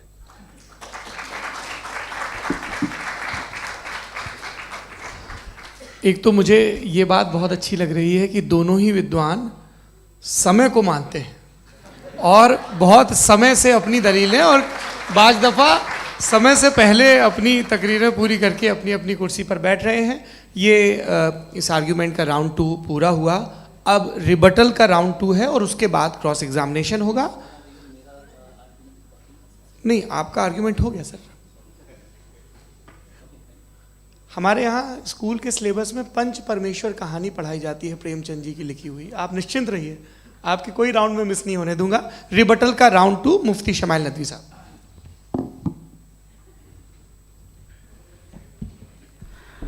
असल में जो हकीकी प्रॉब्लम है, असल प्रॉब्लम है, वो ये है कि जावेद साहब के पास कॉन्सेप्ट ऑफ गॉड क्लियर नहीं है। इन्होंने कहा कि कायनात से पहले खुदा तो था, तब भी तो टाइम होगा। ये टाइम कायनात का हिस्सा है। हम खुदा, उस खुदा को मानते हैं, नेसेसरी बीइंग का टाइमलेस होना जरूरी है, चूंकि वो टाइम का क्रिएटर है। जब उसने टाइम को क्रिएट किया तो वो खुद टाइम पे कैसे होगा? उसने जब स्पेस को क्रिएट किया तो खुद स्पेस में कैसे होगा? अगर वो टाइम एंड स्पेस को पहले से ही उसका पाबंद है तो फिर किस चीज को उसने क्रिएट किया? लिहाजा ये सवाल गलत है कि खुदा था तो टाइम होगा। बिल्कुल नहीं, टाइम के पाबंद हम हैं, खुदा नहीं है। हम फिजिकल वर्ल्ड से ताल्लुक रखते हैं, वो मेटाफिजिकल रियलिटी है। दूसरी चीज इन्होंने मिसाल दी कि चाय की केतली हवा में घूम रही होगी, और पता नहीं शायद वो बर्टन रसल का उन्होंने हवाला दिया। बहरहाल यही प्रॉब्लम है। प्रॉब्लम यही है कि हम चीज़ों के दरमियान डिफ्रेंशिएट नहीं कर पाते। ये जो आपने मिसाल दी ये इमेजिनेशन है, और मैं जो साबित कर रहा हूं वो लॉजिकल नेसेसिटी है। आप इमेजिन करने आए तो कुछ भी करें, जुपिटर में पिंक एलिफेंट होगा, यूनिकॉर्न होगा, करें, उससे कायनात पे क्या फर्क पड़ता है? उससे आप लॉजिकल नेसेसिटी साबित नहीं कर सकते। मैं तो उस प्राइम कॉज की बात कर रहा हूं, उस नेसेसरी बीइंग की बात कर रहा हूं जिसके बगैर इस कायनात का एग्जिस्टेंस मुमकिन नहीं है। दूसरी चीज, मजहब को साइंस चैलेंज करती है वगैरह वगैरह, ये हमारा टॉपिक ही नहीं है। मैं इस पे बात करूंगा तो फिर मेरा वक्त चला जाएगा। मजहब के ऊपर चूंकि हमारी डिस्कशन नहीं है, साइंस को मजहब और बिलखुसूस मैं और हमारा वर्ल्ड व्यू कम अज़ कम साइंस को पीछे नहीं करता है, साइंटिज्म की मजम्मत करता है। इसकी वजाहत मैंने पहले कर दी। दूसरी चीज़ इन्होंने कहा वर्ल्ड का नक्शा लीजिए, वर्ल्ड मैप लीजिए, दो अलग अलग जगह की। हज़रत मैंने ये होमवर्क किया था, और मैंने मिडिल ईस्ट का एक नक्शा लिया और यूरोप का एक नक्शा लिया। ये मजहबी इलाका और ये लिबरल और एथीस्ट इलाका। मुझे पता चला कि सबसे ज़्यादा रेप केसेस जो हैं वहाँ पर हैं।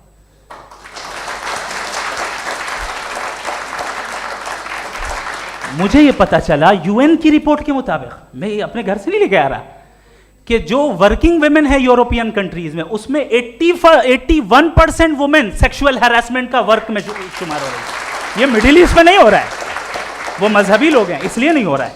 दूसरी चीज, आपने ये कहा कि मजहबी आदमी का अच्छा होना हमारे अच्छे होने से बहुत मुश्किल है, बहुत मुश्किल है। तो इसका मतलब यह है कि गॉड के अलावा आपके पास अच्छे और बुरे का कोई स्टैंडर्ड है। मैं चाहूंगा कि कन्वर्सेशनल स्टाइल वाली डिस्कशन और सेगमेंट पे इसी पे बात कर लेते हैं। Thank you very much.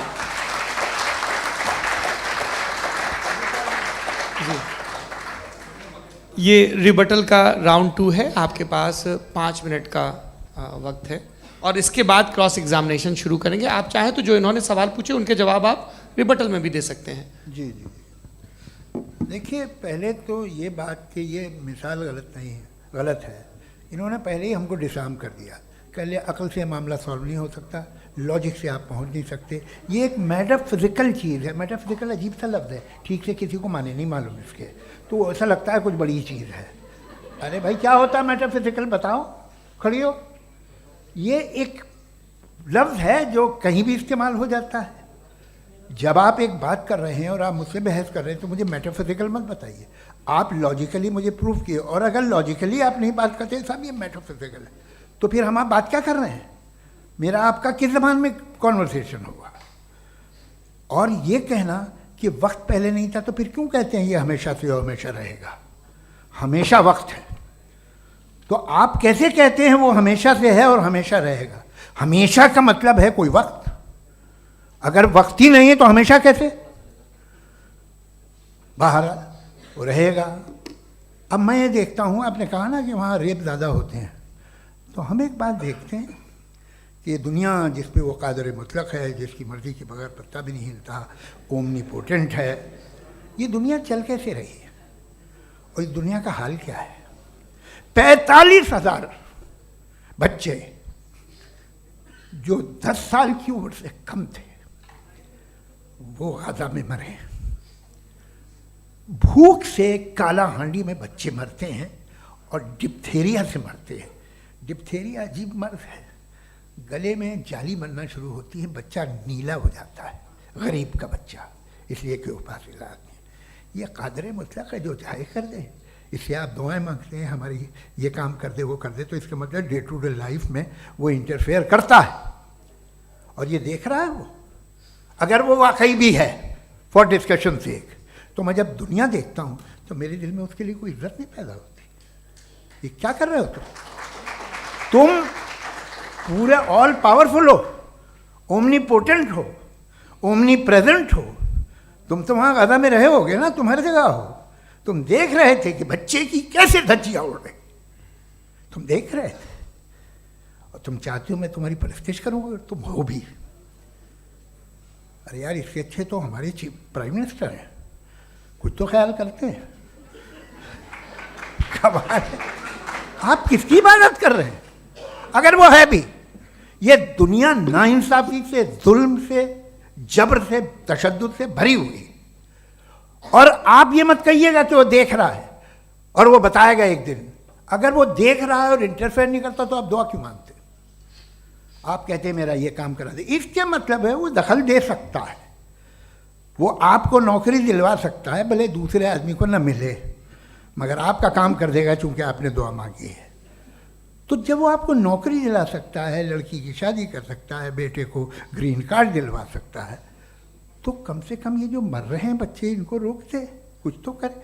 मुझे तो दुनिया में, इस दुनिया का कोई मालिक है, इसका ओमनीपोटेंट कोई रूलर है, और ये दुनिया ऐसी चल रही है।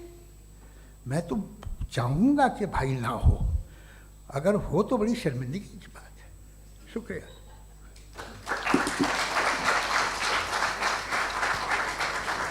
देवियों और सज्जनों, इस बहस के 2 राउंड और 2 रिबटल पूरे हो चुके हैं। अब सबसे ज़रूरी और सबसे मुश्किल राउंड शुरू हो रहा है, क्रॉस एग्जामिनेशन का। अब इन विद्वानों की सज्जनता की एक परख भी होगी और वक्त हमने 16 मिनट का तय किया है। पहला सवाल आप पूछना चाहेंगे? जी बिल्कुल। पहले बोले भी आप आप माइक ले लीजिएगा हाथ में, ये नीचे से ऑन हो जाएगा। जी मैं बोलता हूँ, ये डायस हटा सकते हैं क्या हम थोड़ा क्विकली? डायस पीछे कर दीजिए बस थोड़ा सा, है, ताकि ये जो दाएं बाएं लोग बैठे हैं, इसे हटा ही दीजिए। अब हमें वहाँ तो जाने वाले नहीं, आराम से आराम से। दोनों तरफ से हटा दीजिए।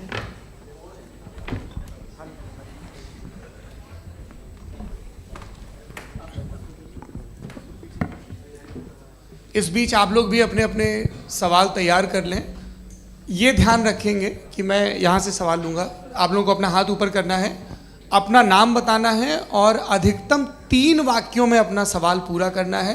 कई लोग सवाल की जगह भाषण देने लगते हैं, उससे आज बचना है।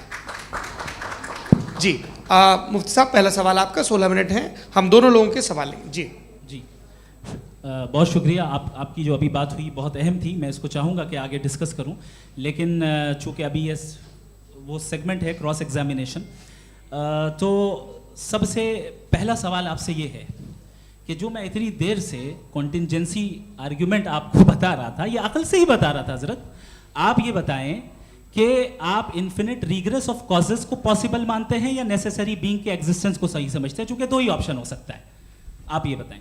देखिए, आपको मैं ईमानदारी से बात करूँ, एक तो मैं कॉन्टिजेंसी वर्ड ठीक से समझता नहीं, और इस वक्त भी जो आपने अंग्रेज़ी के अल्फाज इस्तेमाल किए वो ज़रा थोड़े से मुझे डिफ़िकल्ट और कॉम्प्लिकेटेड लगे, तो आप ज़रा सिंपल ज़बान में सवाल कर सकते हैं? बिल्कुल कर सकता हूँ जी। यूनिवर्स की हर चीज़ कॉन्टिंजेंट होने का मतलब ये है कि वो अपने एग्जिस्टेंस में किसी के ऊपर डिपेंडेड है।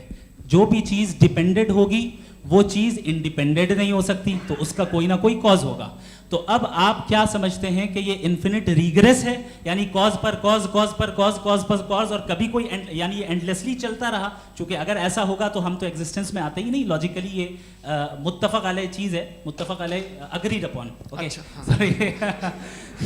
इस पे हमने एग्री किया था कि मुश्किल शब्द आएगा तो अर्थ बताना पड़ेगा। तो इन्फिनिट रिग्रेस तो पॉसिबल नहीं है, तो कहीं ना कहीं आपको रुकना पड़ेगा ऐसे नेसेसरी बीइंग पर। नहीं, कोई ज़रूरत नहीं रुकने की। किसने कहा आप रुकना पड़ेगा? आप रुकते हैं खुदा पे, आप नहीं रुकते। आप कहते हैं वो हमेशा से, जब उस वक्त से जब वक्त नहीं था।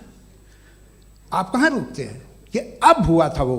आप नहीं कहते। हम क्यों नहीं मान सकते कि यूनिवर्स जो है और बल्कि मल्टीवर्सेस जो है वो हमेशा से हैं, वो बनती हैं, बिगड़ती हैं। एक हमारे यहाँ एक चीज़ है ब्लैक होल, वो समेट लेता है वापस, फिर ब्लास्ट होता है, फिर फैल जाता है। और इसमें हमारी तो खैर कोई औकात ही नहीं है। इंसान की एक छोटे से ज़र्रे पे हम 50-60 साल की उम्र रखते हैं, जो करोड़ों अरबों साल की कायनात है उसमें, और पैदा भी नहायत ही बेहुदा वजह से हुए थे।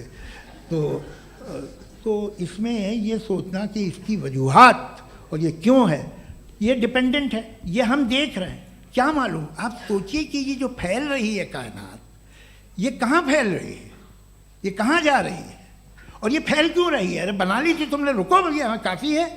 ये फैल क्यों रही है, ये और कौन सी कायनात जिसे मैं दूरबीन से देखता हूँ तो 2 बिलियन लाइट ईयर पे है, उससे मेरा कोई वास्ता ही नहीं है। 2 बिलियन ईयर यानी अगर मैं 80,000 माइल्स पर सेकेंड से चलूँ तो 20 करोड़ साल में वहाँ पहुँच जाऊँगा। इसकी ज़रूरत क्या थी। ये दुनिया, ये कायनात तो इंसान अशरफुल मखलूक़ात के लिए बनाई गई ना। तो ये सब ये टर्म समझ में नहीं आया, इसमें कोई ख़ास समझने वाली बात थी भी नहीं। ये जो अल्टीमेट कहा यह जाता है कि ये जो पूरी यूनिवर्स है, ये जो दुनिया है, ये इंसान के लिए बनाई गई। अच्छा, ये सब इंसान के लिए। क्यों साहब, सही है ना। बिल्कुल, लेकिन इसका ये मतलब नहीं कि किसी चीज के पीछे रीजन आपको नहीं पता तो रीजन नहीं है, इसे कहते हैं नहीं, from limited perspective। मुझे नहीं पता, लेकिन मेरी जिम्मेदारी नहीं है। वो बिल्कुल सही कहा था उसने, बर्टन रसल ने। आपने उसे मजाक में टाल दिया कि भाई आप एक दावा कर रहे हैं, मैं क्यों कहूँ कि ये गलत है दावा। आप प्रूफ कीजिए, मेरे पे जिम्मेदारी ही नहीं है, मैंने थोड़ी कहा है। आप प्रूफ कीजिए कि ये सही है। आप आर्ग्यूमेंट ऑफ कॉन्टिजेंसी आप का जवाब कोई ही नहीं दे सवाल रहे हैं। पूछना चाहेंगे? है? आप सवाल पूछना चाहेंगे मुफ्ती साहब से, क्योंकि ये क्रॉस एग्जामिनेशन का दौर है। आप जैसे पहले बोल रहे थे फेथ को लेके कुछ। मैं ये पूछना चाहूँगा कि खुदा ने जो भी रेवलेशन किए हैं, एक मज़हब के लिए बहुत से मज़हबों में किए हैं, अलग अलग रेवलेशन है। कहीं कुछ एक बातें हैं, कॉन्ट्रडिक्शन भी है आपस में, कहीं कुछ आप कर सकते हैं, कहीं कुछ नहीं कर सकते। ऐसा नहीं है कि सबकी कोड ऑफ मॉरल एक है। तो ये किस्सा क्या है। अब आप ये देखिए कि मुझे कभी कभी लगता है कि जो फुटबॉल फाइनल होता है, लाखों लोग होते हैं, फिर वो टीवी कवर करती, करोड़ों लोग, अगर उसमें खुदा की एक बूमिंग आवाज़ आ जाती, मैं गॉड हूँ, तो सारे लोग अभी सुन लेते और टीवी पे भी सुन लेते, किस्सा ख़त्म होता। ये इतनी राजदारी क्या है कि तुम सामने कुछ तो सबूत दे दो हमें सॉलिड। ये कह साहब ये यूनिवर्स कैसे बनी, इससे मसला क्या हल होगा। मैं पूछूंगा आपसे खुदा कैसे बना, क्यों नहीं पूछूंगा कैसे बना, बल्कि वो तो कायनात से कहीं ज़्यादा इंटेलिजेंट है, कायनात से कहीं ज़्यादा कॉम्प्लेक्स। जी वो हमेशा से है, आप कहेंगे मैं मान लूँगा। अच्छा, दोयम वो कादिर मुतलक, यानी कादिर मुतलक का मतलब ओमनीपोटेंट, वो जो चाहे कर सकता है। आपको नौकरी दिलवा सकता है, आपकी अच्छी जगह शादी करवा सकता है, आपके पड़ोसी का मुकदमा हरवा सकता है, आपको जिता सकता है, सब काम करता है। थोड़ा सा माइक क्लोज जी। वो इस दुनिया को चला कैसे रहा है, ये दुनिया कैसे चल रही है, आपको इस पर हैरत नहीं होती।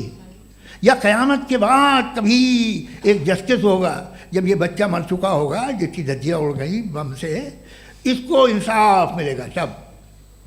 अच्छा, अब जवाब दूं? हाँ जी, मैं वही इसीलिए आप की तरफ। सबसे पहले आपने रेवलेशन और स्क्रिप्चर्स की बात की, इस पे मैं बात कर सकता हूं, लेकिन आज नहीं करूंगा चूंकि वक्त कम है, कभी और इस पे डिस्कस करेंगे। मैं तैयार हूं उस पे भी बात करने के लिए। ये अभी से राउंड 2 की भूमिका तय हो रही है। डज गॉड एग्जिस्ट राउंड 2 जी।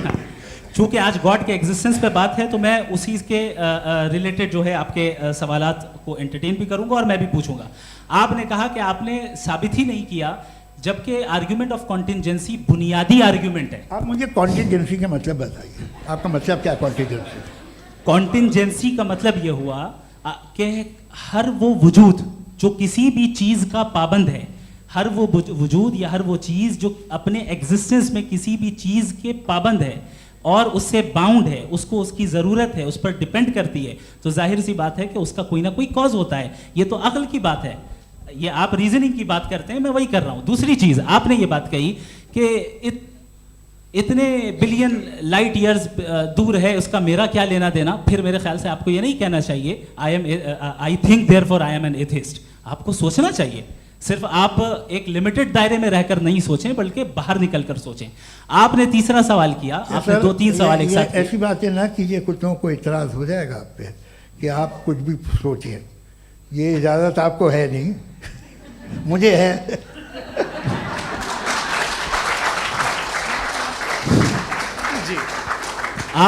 आपने प्रॉब्लम ऑफ इविल के ताल्लुक से सवाल किया और बार बार आप एक लफ्ज रिपीट कर रहे हैं कि ओमनीपोटेंट गॉड है, ऑल पावरफुल गॉड है। यही तो दरअसल समझना है कि गॉड का कॉन्सेप्ट क्या है। प्रॉब्लम ऑफ इविल जो है, प्रॉब्लम ऑफ इविल दर हकीकत दो असम्पशंस पर कायम है। अगर आप इन दो असम्पशंस को समझ जाएं तो ये प्रॉब्लम नहीं रहेगी, आर्ग्यूमेंट आपको समझ में आ जाएगी कि ये कोलैप्स कर जाता है। पॉइंट नंबर 1, यानी जो आपका सबसे पहला फॉल्स असम्पशन है कि गॉड मर्सीफुल है, ओमनीपोटेंट है, दुनिया में जुल्म हो रहा है। लेकिन आपको ये समझना चाहिए कि हमारे वर्ल्ड व्यू के मुताबिक गॉड सिर्फ ओमनीपोटेंट और सिर्फ मर्सीफुल नहीं है, बल्कि वो ऑल वाइज भी है और वो ऑल नोइंग भी है। उसके हर काम के पीछे हिकमत और विजडम है। ये कोई जरूरी नहीं है कि वो हिकमत और विजडम आपको समझ में आए या मुझे समझ में आए। अगर आप जो समझ रहे हैं उसके मुताबिक आप फैसला कर रहे हैं, ये लिमिटेड पर्सपेक्टिव से आर्ग्यूमेंट है। और इस चीज को हम अपनी दुनिया में, अपने लाइफ में, डेली लाइफ में इस प्रिंसिपल को एक्सेप्ट करते हैं। हम जब किसी डॉक्टर के पास जाते हैं, डॉक्टर के पास जाकर वो अगर उसने हमें कोई दवाई दी है तो हम ये तो नहीं कहते कि जब तक आपके पास जितना नॉलेज और जितना विजडम नहीं है, आपने क्यों ये दवाई दी है, तब तक हम इस चीज को एक्सेप्ट नहीं करेंगे। नहीं कहते, हम उसकी अथॉरिटी को तस्लीम करते हैं। क्यों? क्योंकि उसकी हम जानते हैं कि वो नॉलेजेबल है, वो विजडम वाला है, हमसे ज्यादा नॉलेज और हमसे ज्यादा विजडम है। बताएं सर। नहीं, डॉक्टर में और खुदा में बड़ा डिफरेंस है। डॉक्टर पढ़ा लिखा होता है एक, तो मैं उसकी बात सुनूंगा।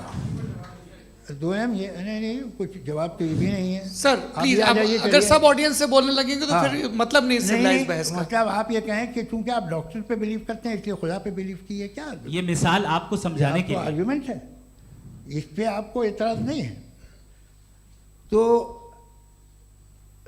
सिंपल बात ये है कि मैं अगर ये यकीन कर लूँ कि एक ओमनीपोटेंट, उसकी मसलहत है, ये जो बच्चे मर रहे हैं ये मसलहत है उसकी, मुझे नहीं चाहिए थी मसलहत। उसकी मसलहत नहीं, यही तो समझना है। मतलब एक्सपीरियंस। अच्छा, इस आपने अभी मेरी बात पूरी सुनी नहीं। मैंने कहा आपका पूरा आर्ग्यूमेंट दो फॉल्स असम्पशंस पर है। एक फॉल्स असम्पशन मैंने बता दिया, दूसरा फॉल्स असम्पशन ये है कि इस दुनिया में इविल के होने का कोई गुड रीजन नहीं है, जबकि हमारे पास बाज रीजंस मौजूद हैं, हमारे पास बाज वजूहात मौजूद हैं। अगर इस दुनिया में इविल ना हो तो आप गुड को डिफाइन कैसे करेंगे? अगर जुल्म ना हो आप इंसाफ को समझेंगे कैसे? अगर तारीकी ना हो तो आप लाइट को समझेंगे कैसे? बहुत अच्छे। अभी और सुन लें, अभी और बाकी है। ये तो बात बहुत पसंद आई साहब मुझे, कि जब तक रेप ना हो तब तक औरतों की इज्जत का ख्याल आपने मेरा जवाब पूरा सुना ही नहीं। जब तक के बच्चों का कत्ल ना किया जाए तब तक आपको बच्चों की मासूमियत की इज्जत। आपने पूरा जवाब सुना ही नहीं। क्या बात है, क्या आपने नुक्ता निकाला? आपने पूरा जवाब सुना ही नहीं। आप सुन लें, मेरी बात सुन लें। ये मैंने आपको एक चीज बताई। दूसरी चीज, इस दुनिया में हम आए हैं टेस्ट के लिए, हमारा टेस्ट हो रहा है और हर इंसान का अलग अलग अंदाज में टेस्ट होता है। और इस दुनिया में अगर इविल मौजूद है तो वो इविल जरिया है हमारे अंदर ह्यूमन नोबल क्वालिटीज को डेवलप करने का और अलग अलग फील्ड में प्रोग्रेस करने का। और अगर हमारे अंदर और इस दुनिया में इविल नहीं होता तो बताइए टेस्ट का मतलब क्या होता? अगर मैं अपने स्टूडेंट को एमसीक्यूज दूं और उसमें सिर्फ राइट आंसर लिख कर दे दूं और कहूं तुम्हारा टेस्ट हो गया, ये मीनिंगलेस है। इस दुनिया में अगर हम टेस्ट के लिए आए हैं तो जाहिर है गुड एंड इविल दोनों मौजूद है। बताइए। तो अगर गुड एंड इविल दोनों मौजूद है तो ये इविल भी खुदा का बनाया हुआ है?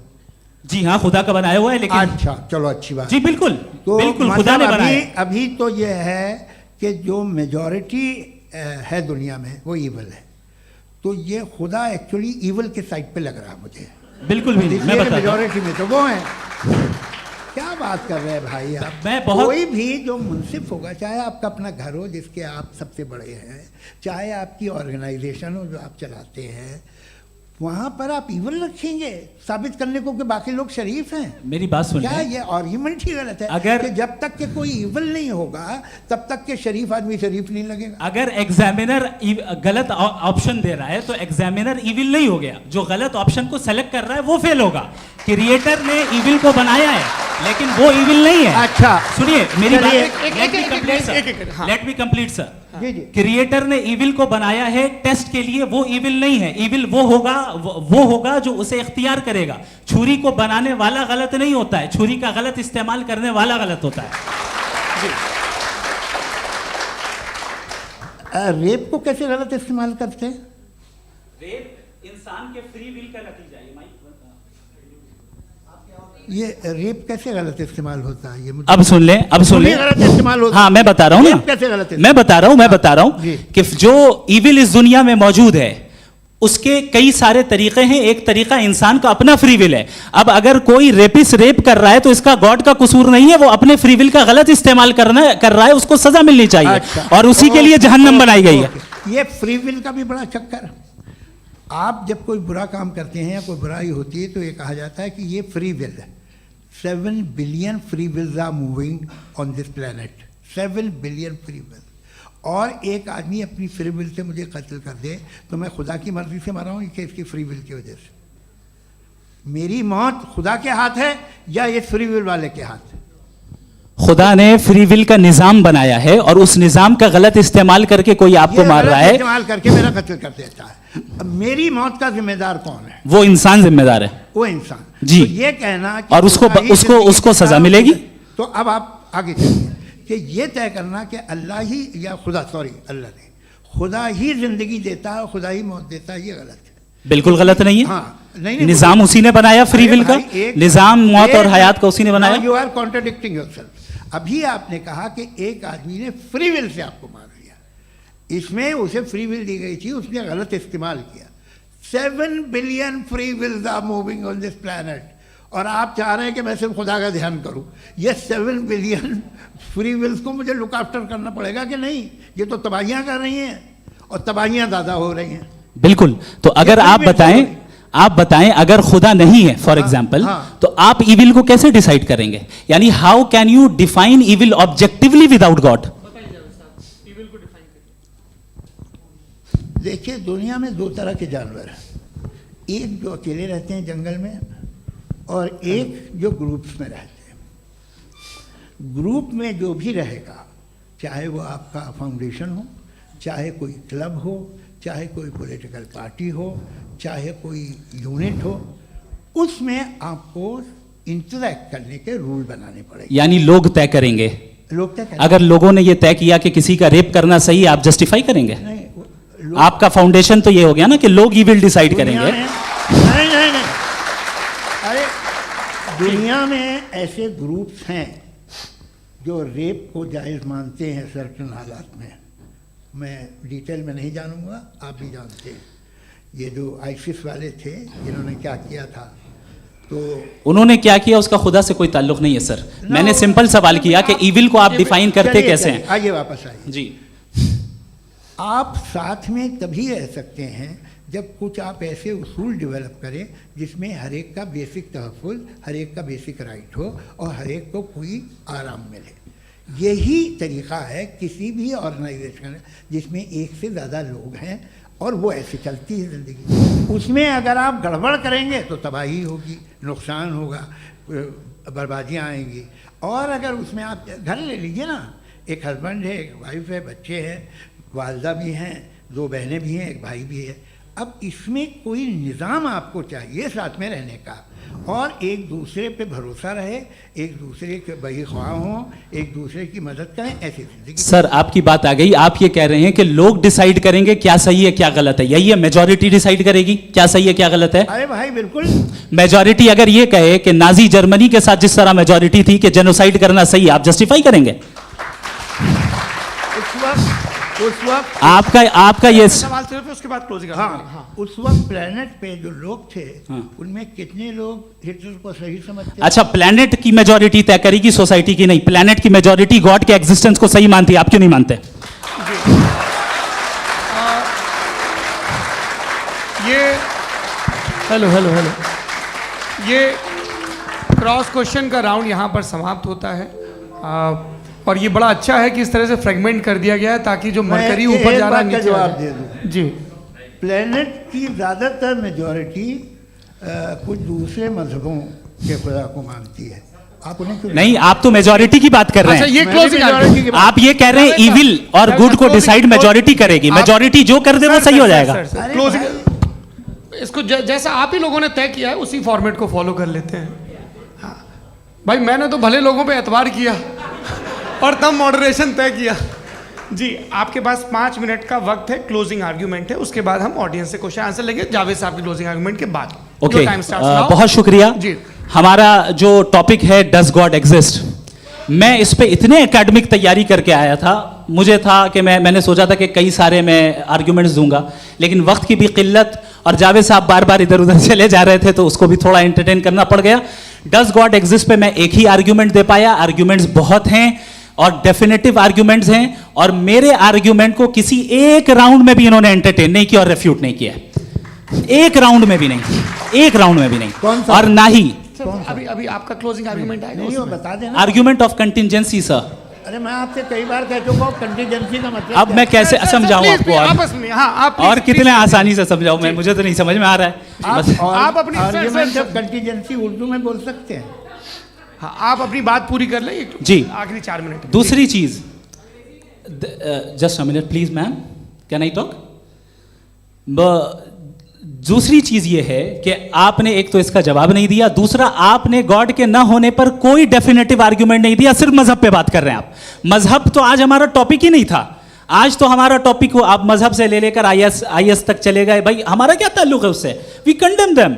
और उसका गॉड से क्या ताल्लुक है? अगर कोई गलत काम कर रहा है, किसी ने किसी को कत्ल किया, किसी ने किसी का रेप किया, उसको सजा मिलनी चाहिए, और आपके पास कोई भी rational strong foundation of morality नहीं है। आपने कहा कि मेजॉरिटी तय करेगी सोसाइटी की, वो सही होगा। मैंने कहा हिटलर को फिर आप सही कहेंगे, नहीं नहीं नहीं नहीं, प्लैनेट की सोसाइटी की मेजॉरिटी तय करेगी। तो प्लैनेट की मेजॉरिटी गॉड के एग्जिस्टेंस को मानती है, आप कह रहे हैं ये रिलीजियस है, तो यानी आपके पास कोई स्ट्रॉन्ग फाउंडेशन नहीं है ऑब्जेक्टिव मोरालिटी का। ऑब्जेक्टिव मोरालिटी का अगर कोई फाउंडेशन है तो वो सिर्फ गॉड है, गॉड है, गॉड है। थैंक यू जी, ये मुफ्ती शमाइल नदवी साहब का क्लोजिंग आर्ग्यूमेंट था। अब हमारे पास जी ये बड़ा अच्छा है कि दोनों लोगों को मॉडरेटर से शिकायत भी और बोल रहे हैं भाई हमारी शाबाशी भी तो करते चलो। अब मेरी बात जी आपके पास जावेद अख्तर साहब 5 मिनट का वक्त है, ये आपका क्लोजिंग आर्ग्यूमेंट है, टाइम रीसेट कर दें जी। देखिए, बहुत सारी बातें हैं। गॉड का डेफिनेशन दुनिया के किसी भी रिलीजन में है कि वो ओमनीपोटेंट है, ओमनीप्रेजेंट है, he is just, he is kind, he loves you and so on. मैं जब दुनिया देखता हूँ तो मुझे कोई ऐसा सुप्रीम पावर यहाँ दिखाई नहीं देती है जो इंसान की बहबूदी के लिए कुछ कर रही हो, कमज़ोर को बचा रही हो, मदद कर रही हो, जालिम को पीछे हटा रही हो। मैं नहीं देखा, तारीख़ में नहीं। एक तो अगर है और ये देख रहा है तमाशा, तो उसका होना न होना बराबर है। दोयम ये कि ये जो है, जब आप ये कहते हैं कि कायनात जिसकी कंटीजेंसी है, मैं देखिए वो लफ्ज़ इस्तेमाल किया मैं, तो ये कैसे हो सकती है भाई? और फ़ौरन आप सरेंडर कर देते हैं कि जाहिर है कि इसका बनाने वाला तो इससे 10,000 गुना ज़्यादा कॉम्प्लिकेटेड होगा, उस पर आपके होने पे कोई इतराज़ नहीं है। उसे वो टाइमलेस है, वो पहले से था, टाइम तो बहुत बाद में आया, ये सब आप मानने को तैयार है, जिसका आपके पास कोई सबूत नहीं, आपके पास कोई रीज़न नहीं है। आपकी तारीख क्या है मज़हबों की? बिलीफ की, जो खुदाओं का बिलीफ है, ये कॉन्स्टेंटली गलत साबित होता रहा है। मतलब आप कहें कि अरिस्टोटल के ज़माने में तो सब जाहिल थे, वो भी इतने ही यकीन से खुदा पे यकीन रखते थे, जो अब नहीं रहा, ये भी नहीं रहेगा। आप लिख लीजिए, और इसके आसार आपको दुनिया में दिखाई देना शुरू हो चुके हैं। ये बहस क्या आज से 100 साल पहले इस तरह हो सकती थी? यहाँ तक तो आपको हम ले आए हैं। तो सर अरे इनको मदद की ज़रूरत नहीं भाई, ये सेल्फ सफिशिएंट आदमी है, आप क्यों इनकी मदद कर रहे हैं? Sir please. तो ये जो है तमाम बातें अपनी जगह हैं। ये एक पैकेज है। आप अकेले, कोई आदमी ऐसा नहीं जो सिर्फ गॉड को मानता हो, उसके साथ बहुत पैराफर्नेलिया आता है, अलग अलग पैराफर्नेलियाज आते हैं। They have always created chaos in the society. मैं तो आपको सीधा ऑफर देता हूँ कि दुनिया में 10 इम्पॉर्टेंट बिलीव्स हैं। आप एक मानते हैं, 9 नहीं मानते, 9 में आप एथियस्ट हैं, 9 को आप बिल्कुल रीजनेबली मेरी तरह देखते हैं। तो 90 मजहबी आदमी भी 90% एथियस्ट है, वो दूसरे खुदा नहीं मानता, एक खुदा मानता है अपना वाला, बाकियों को कहता है गलत है। अगर आप मानना ही बंद कर दें तो आपका 10% चांस है कि आप सही हैं और 90% चांस है कि आप गलत हैं। मेरा मशवरा है आप मानना छोड़ दिए तो 50% चांस होगा कि आप सही हैं और 50% चांस होगा, 40% आप गेन करेंगे बाय बिकमिंग एथीस्ट।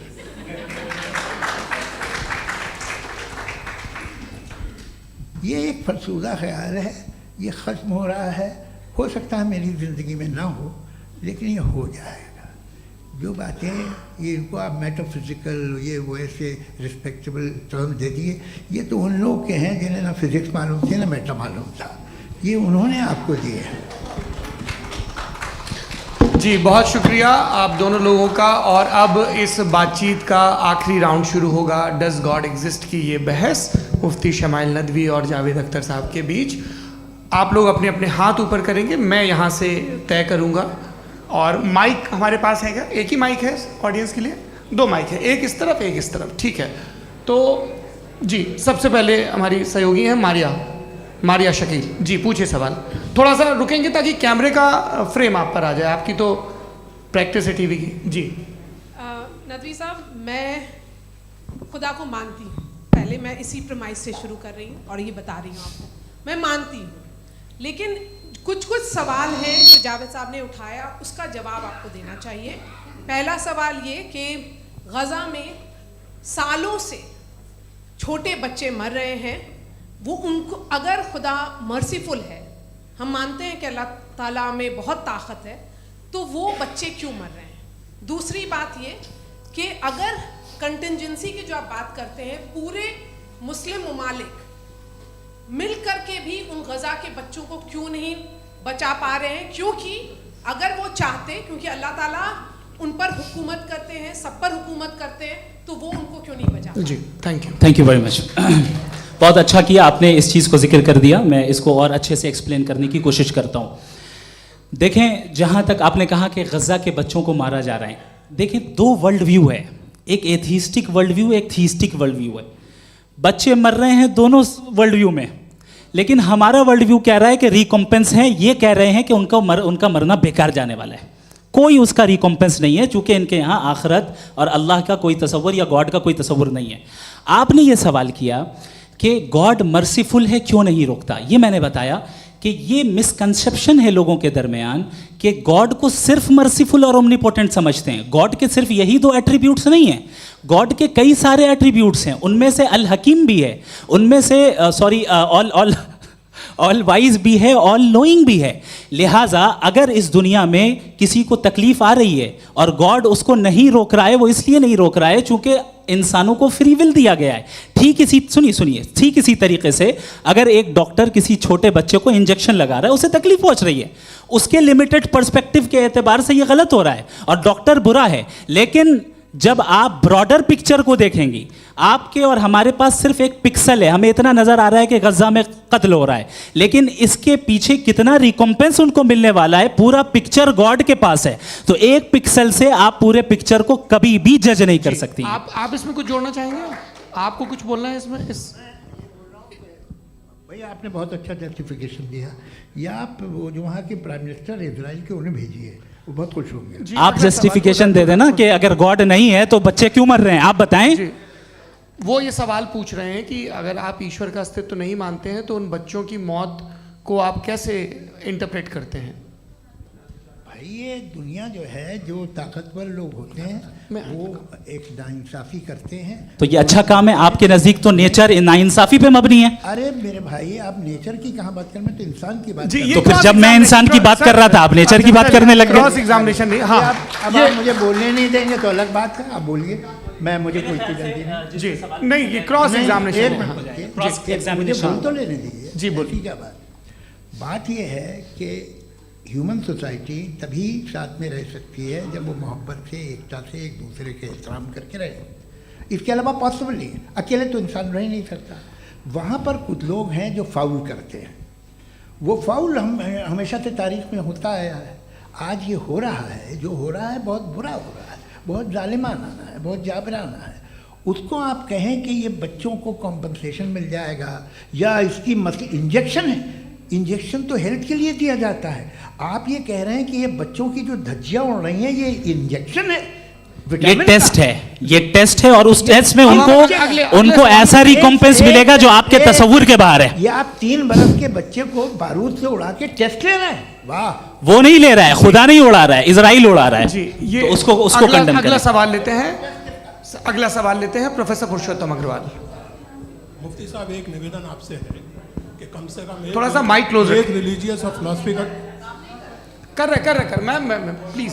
एक रिलीजियस और फिलोसफिकल ट्रेडिशन है जो ब्रह्मांड को यानी यूनिवर्स को ही अंतिम मानती है। सर्वम खलु इदम ब्रह्मम, this is Chandogya Upanishad, and it completely rules out the existence और नेसेसिटी, आपके शब्दों में necessity of a creator. The creation itself is the creator. तो एक मिनट प्लीज। दूसरा जो सवाल आपने अभी, जो आप बार बार कह रहे हैं कि भगवान विद्वान भी है, वाइज, सब जानने वाला, तो अगर विजडम में दुनिया भर के पापों और अत्याचारों को बर्दाश्त करना शामिल है, तो फिर इसका मतलब ये हुआ कि अगर मैं फ्री विल से उसको अपोज करता हूं तो ईश्वर की विजडम और मेरी फ्री विल में कॉन्ट्राडिक्शन है। Because when I am opposing whatever is happening in Gaza, then I am opposing the God's will और गॉड्स विजडम। जवाब लेते हैं क्योंकि तो गॉड की विजडम में, एक मिनट सर प्लीज सर, ये एक जुमला, गॉड की विजडम है कि गाजा में जो कुछ हो रहा है वो हो रहा है, मैं उसको अपोज कर रहा हूं, तो मैं गॉड की विजडम के खिलाफ जा रहा हूं। एक सवाल। दूसरा ये नहीं, आपने 2 ऑलरेडी। सर आप और सवाल कर लें, लेकिन मुझे 2 जवाब दे सर, दें। सर, पहले आपने ये सर, कहा, सर, सुनिए मेरी बात सुनिए। भाई इजराइल के गॉड के मुताबिक तुम्हारा ठीक हो रहा है ना? प्रोफेसर, नहीं हो रहा है, ठीक नहीं हो रहा है, मैं बता रहा हूं क्या हो रहा है। आप तशरीफ रखें, मैं बता रहा हूं क्या हो रहा है। Late me complete please. एक सेकंड गाइस, एक सेकंड। ये देखिए, ऐसा है कि ये सब बड़ा आपस में विचार विमर्श के बाद ये तय हुआ था कि कुछ नियम बना लिए जाएं ताकि एक टाइम बाउंड बातचीत चले। और भाई साहब, आप बड़ा ज़रूरी काम कर रहे हैं, लेकिन कैमरे के फ्रेम में आके उस काम को गड़बड़ कर दे रहे हैं। ठीक है गुरु, अब मेरे को कहीं का गुस्सा कहीं निकालना था, सॉरी।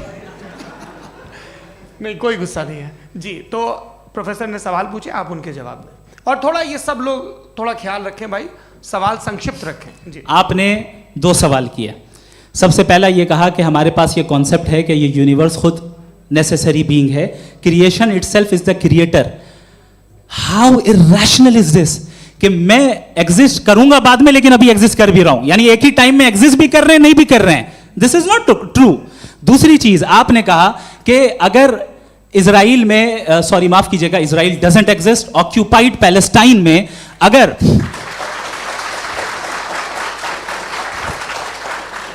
ऑक्यूपाइड पैलेस्टाइन में बच्चों को मारा जा रहा है फ्री विल की वजह से और गॉड नहीं रोक रहा, ये कॉन्ट्रडिक्शन है। ये बताइए कि एक एग्जाम में एक बच्चा गलत आंसर लिख रहा है, सुनिए, एग्जामिनर चाहे तो रोक सकता है, क्यों नहीं रोक रहा है? ये कॉन्ट्रडिक्शन है या कॉन्ट्रडिक्शन नहीं है?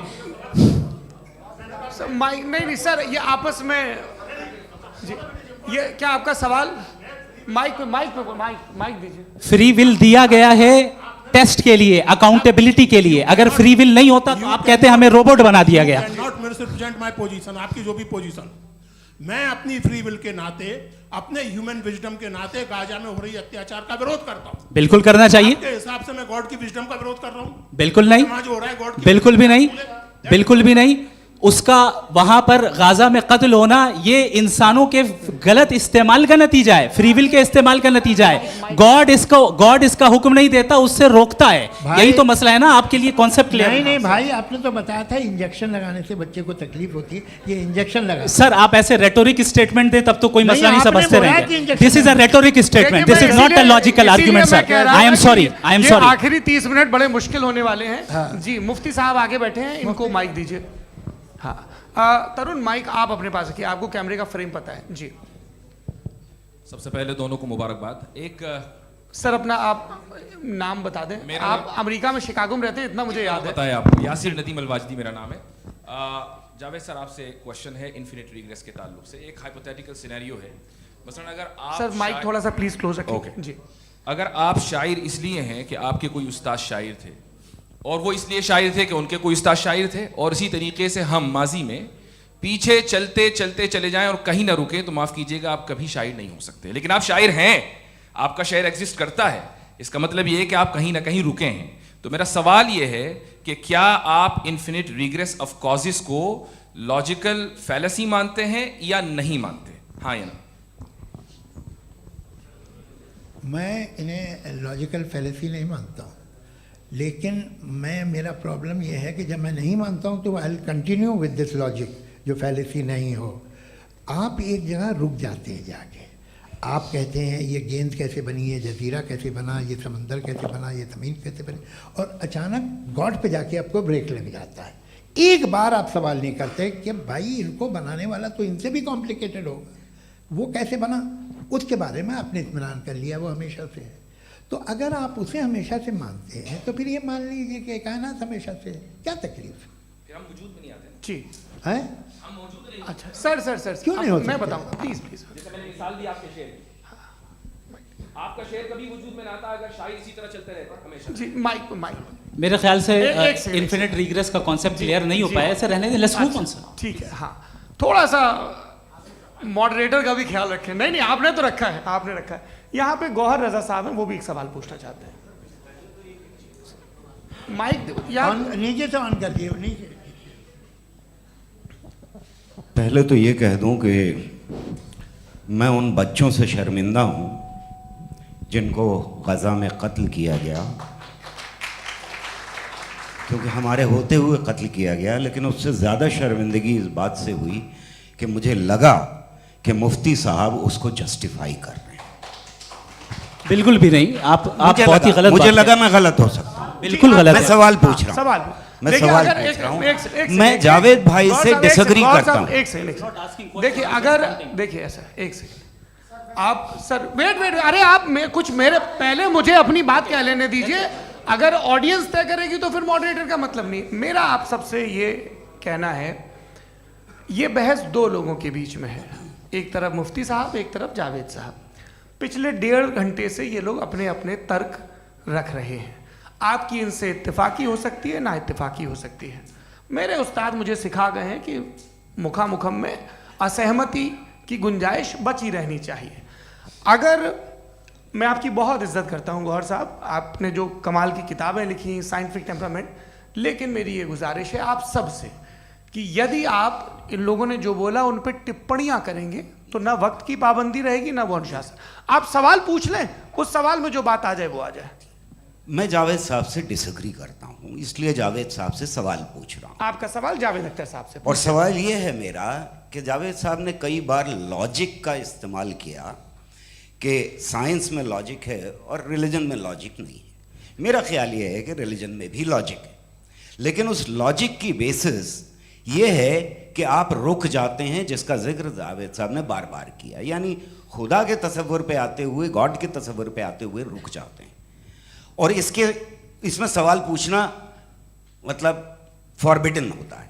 सवाल ये है कि क्या जावेद साहब इससे एग्री करते हैं कि साइंस की लॉजिक अलग है और रिलीजन की लॉजिक अलग है? बताइए सर। देखिए, 3 चीज़ें हैं, साइंस है, एक है मंतिक है, इस्तिदलाल है, और एक जो है कुछ भी नहीं है, फेथ है, अकीदा है। मैं अकीदे की लॉजिक का कायल नहीं हूँ। मुझे आप इस्तिदलाल से, लॉजिक से, रीज़न से समझाइए, मैं मानने को तैयार हूँ, मेरा क्या नुकसान होगा। लेकिन ये कि अकीदे पे मैं नहीं जा सकता हूँ। अकीदे का मतलब है कि तुम ये मान लो, सवाल ना करो, ये नहीं।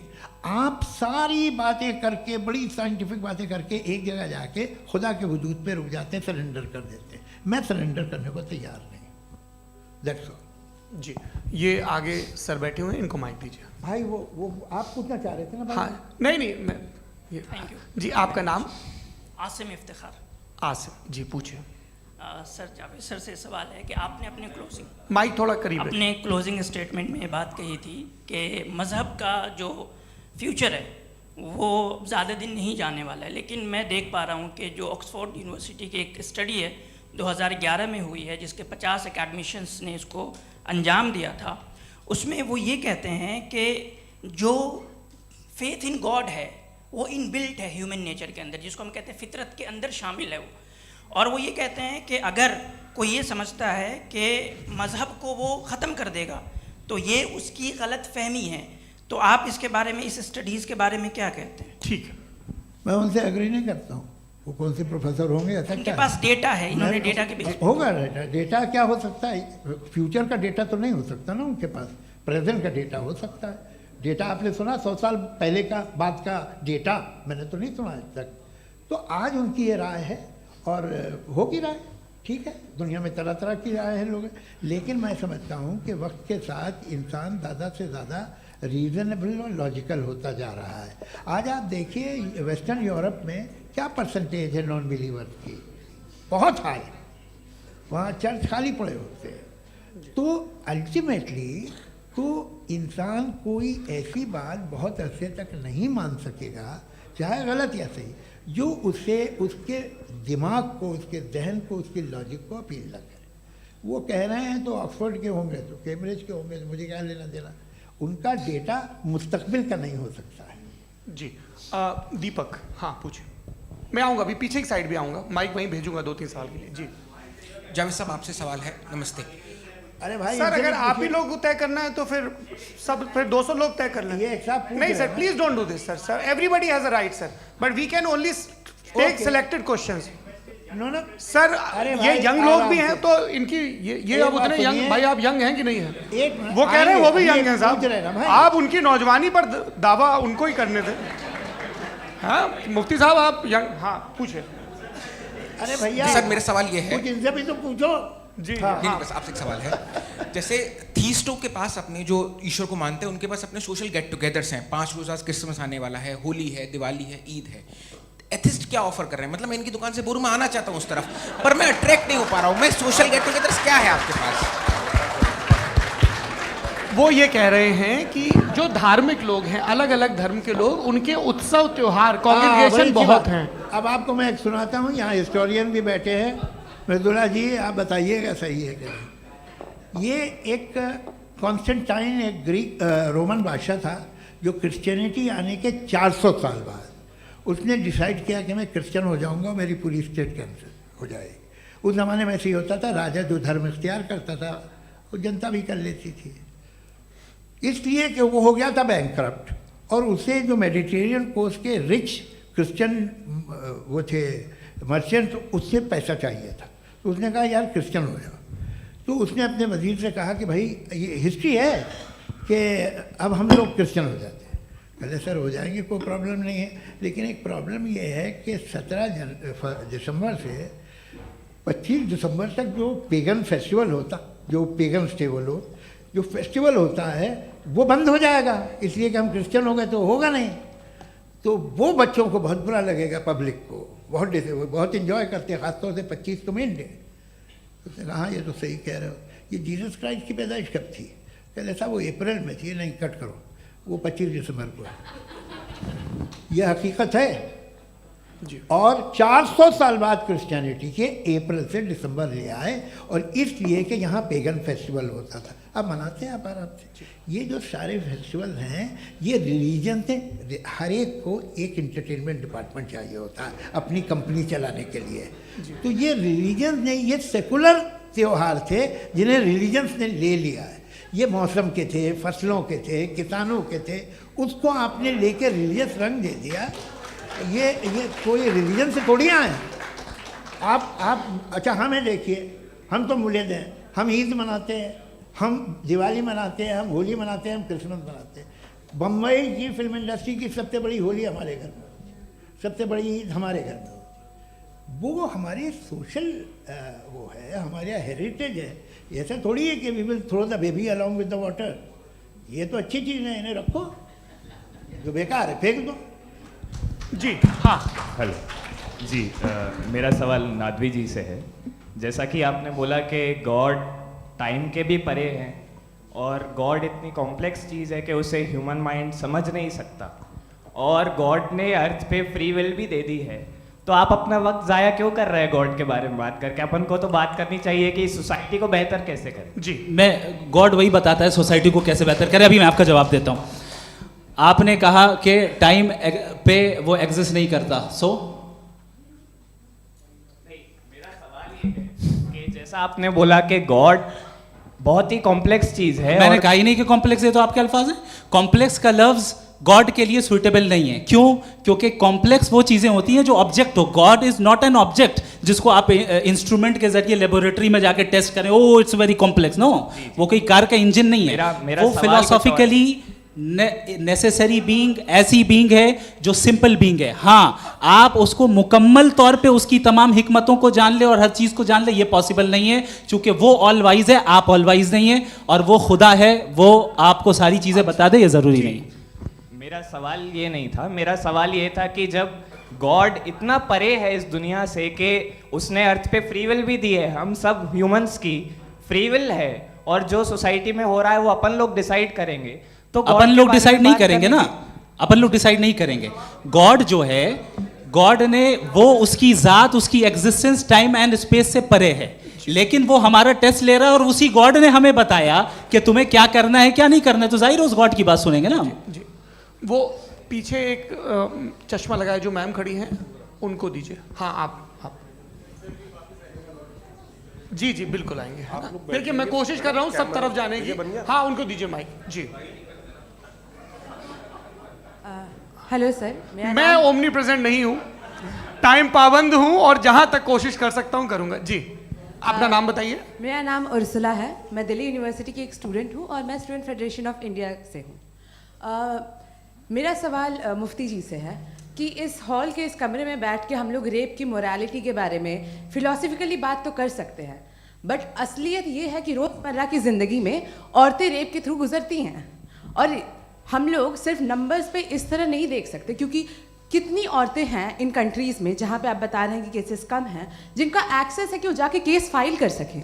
कितनी औरतें हैं जो जिनको काम करने की आज़ादी है उन कंट्रीज़ में। यूरोप में ये आज़ादी आ गई, यूरोप में ये रूल्स आ गए, तो हम आज उसके बारे में बात कर पा रहे हैं। जी, जवाब।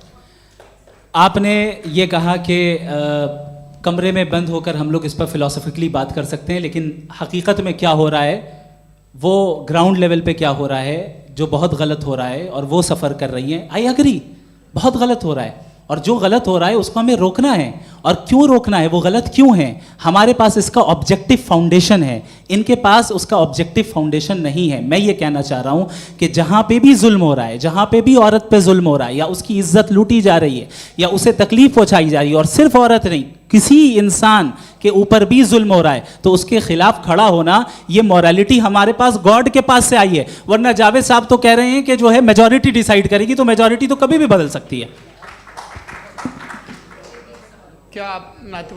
हाँ। ये थोड़ी सी आपको गलतफहमी है। मैं अगर मेरे जुमले से ये मदना निकला या मैंने कहा, तो ये जुमला मैं वापस लेता हूँ, ये मेरा मतलब ही नहीं था कि मेजॉरिटी डिसाइड करेगी। मेजॉरिटी डिसाइड करे तो दुनिया में बड़ी, वैसे आपने कहा था ये जुमला। अच्छा, हो सकता है, मैं मान रहा हूँ, बाद में रिकैप कर लेंगे। अरे एक सेकंड, मैं अपनी एक्सप्लेनेशन देता हूँ।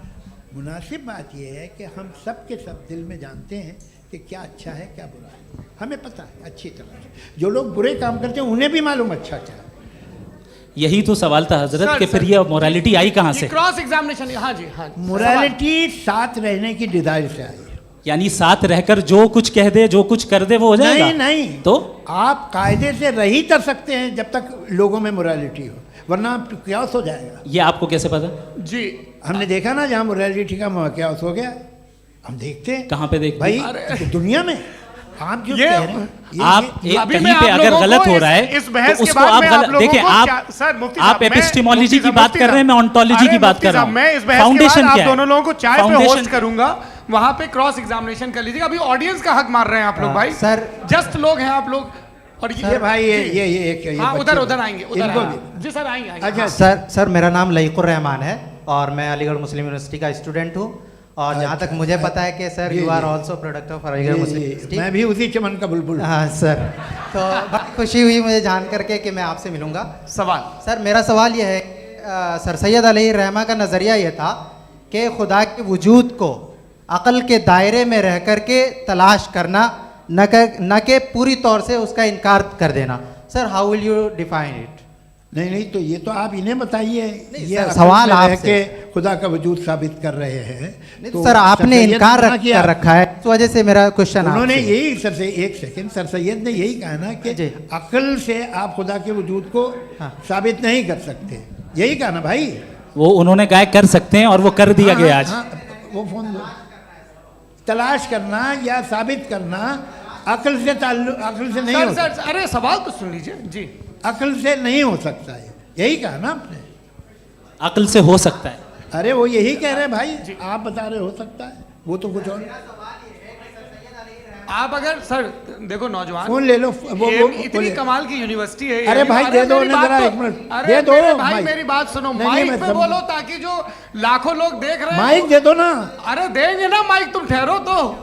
हाँ सर, मेरा सवाल ये था कि सर सैयद अलैहि रहमा का एक नज़रिया था अपना कि खुदा का जो वजूद है उसको अक़ल के दायरे में रह कर के तलाश करना है, न कि पूरे तौर से इनकार कर देना है। ये उनका कॉन्सेप्ट था।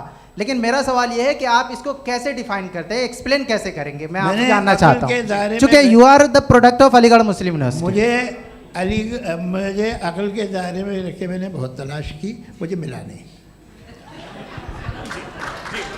हाँ ये इधर उधर वो चश्मा लगाए जो, हाँ उनको दे दीजिए।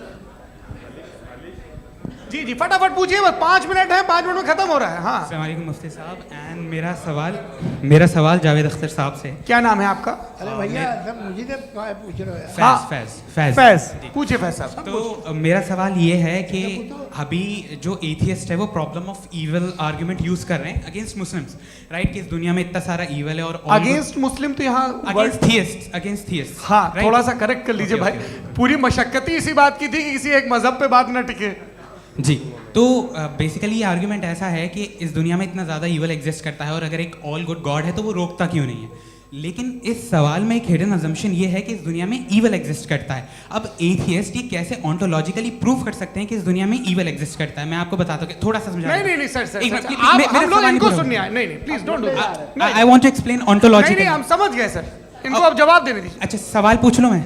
अभी तक क्या था वो मैं थोड़ा सा ऐड ऑन कर लेता हूँ। तुम गुरु, तो हम जब इसका राउंड 13 करेंगे ना तब तुमको स्टेज पे बिठाएंगे। जी तो हाँ जल्दी से।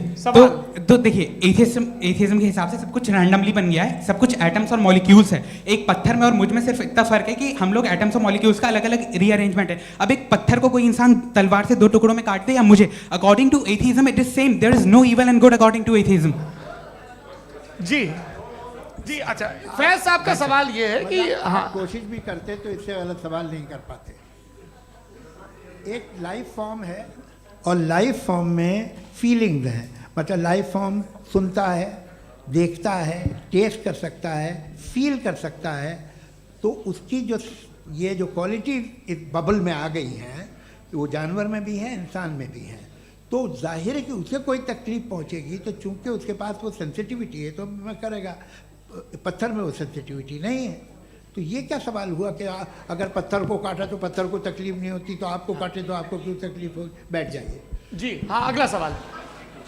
हाँ पूछिए जी जावेद अख्तर साहब। अरे भैया सब आप लोग मुफ्ती साहब को छोड़ रहे हैं, तो मेरे ही पीछे पड़े हैं क्या? फिर चलो बोलो भाई। You asked how God can exist when children die in Gaza. हाँ? You asked how God can exist when children die in Gaza, and you also mentioned the rise of atheism in Europe. But the same events also are leading many atheists and non-believers to turn towards faith.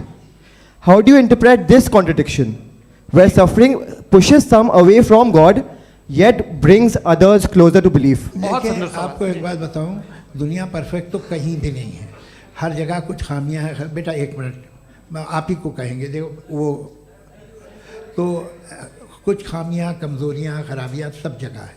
लेकिन अगर देखोगे ईमानदारी से कि दुनिया सबसे ज़्यादा महज़ब कहाँ है, एक आम शहरी को कहाँ हुकूक हासिल हैं, वो बोल सकता है, अपनी मर्ज़ी से काम कर सकता है, अपनी मर्ज़ी से राय दे सकता है, हुकूमत के ख़िलाफ़ बोल सकता है, बरसर इक़्तिदार लोगों के बारे में बोल सकता है, सरमायादारों के ख़िलाफ़ बोल सकता है। तो आपको ये स्कैंडिनेवियन कंट्रीज़ में मिलेगा, वेस्टर्न यूरोप में मिलेगा। मैं नहीं कह रहा वो परफेक्ट है, बिल्कुल नहीं, वहाँ बहुत ख़राबियाँ भी हैं, परफेक्ट तो कोई। लेकिन जिन जिन मुल्कों में, लैटिन अमेरिका देखो, गल्फ़ देखो, वहाँ पर आपको ये ज़रूर है कि रेप नहीं होते होंगे। रेप की ज़रूरत क्या है भाई? उसको तो ख़रीद लो, घर में रखो, सड़क पर रेप करने की क्या ज़रूरत है? मगर सुनिए, मगर हकीकत ये है कि वहाँ शख्सी आज़ादी राय देने की, बोलने की नहीं है। जी ये एक आखिरी सवाल मुफ्ती साहब से। हाँ मैम, इनको माइक दीजिए। शुक्रिया। मेरा नाम मनीषा है, मैं हरियाणा से आई हूँ। मैं मुफ्ती साहब से एक बात पूछना चाहती हूँ। आप बार बार जावेद साहब को कॉन्ट्राडिक्ट तो कर रहे हैं कि आपने ये कहा, लेकिन आप भी अजम्पशंस के बेसिस पे बात कर रहे हैं। आपने खुदा के होने का कौन सा प्रूफ पेश किया है, खुदा की एग्जिस्टेंस का? अब इस सवाल को अलग रहने दीजिए, कौन एथीस्ट है कौन नहीं है। और दूसरी बात जो आपने एक छोटी सी कही थी कि ये फ्री विल का इस्तेमाल करता है इंसान अपनी, लेकिन इस फ्री विल का इस्तेमाल में मतलब खुदा ने ये दे दी सबको ये इजाज़त कि वो कितना घिनौनापन और कितने ज़्यादा ख़राब से ख़राब तरीके इस्तेमाल कर सकते हैं। जवाब सुनते जी। आप फ्री विल को मानती है ना, या अब कहती है कि फ्री विल नहीं है ना, मानती है ना? तो अब आपके पास इसका कोई एक्सप्लेनेशन नहीं है कि अगर एक इंसान उस फ्री विल का इस्तेमाल करके गलत काम कर रहा है और बच के अच्छी ज़िंदगी गुजार के निकल जा रहा है, उसका कोई रिकम्पेंस नहीं है। हमारे वर्ल्ड व्यू में जो इंसान गलत काम कर रहा है उसको भी रिकम्पेंस यानी उसका बुरा बदला मिलना है, और जो सही काम कर रहा है उसको सही बदला मिलना है।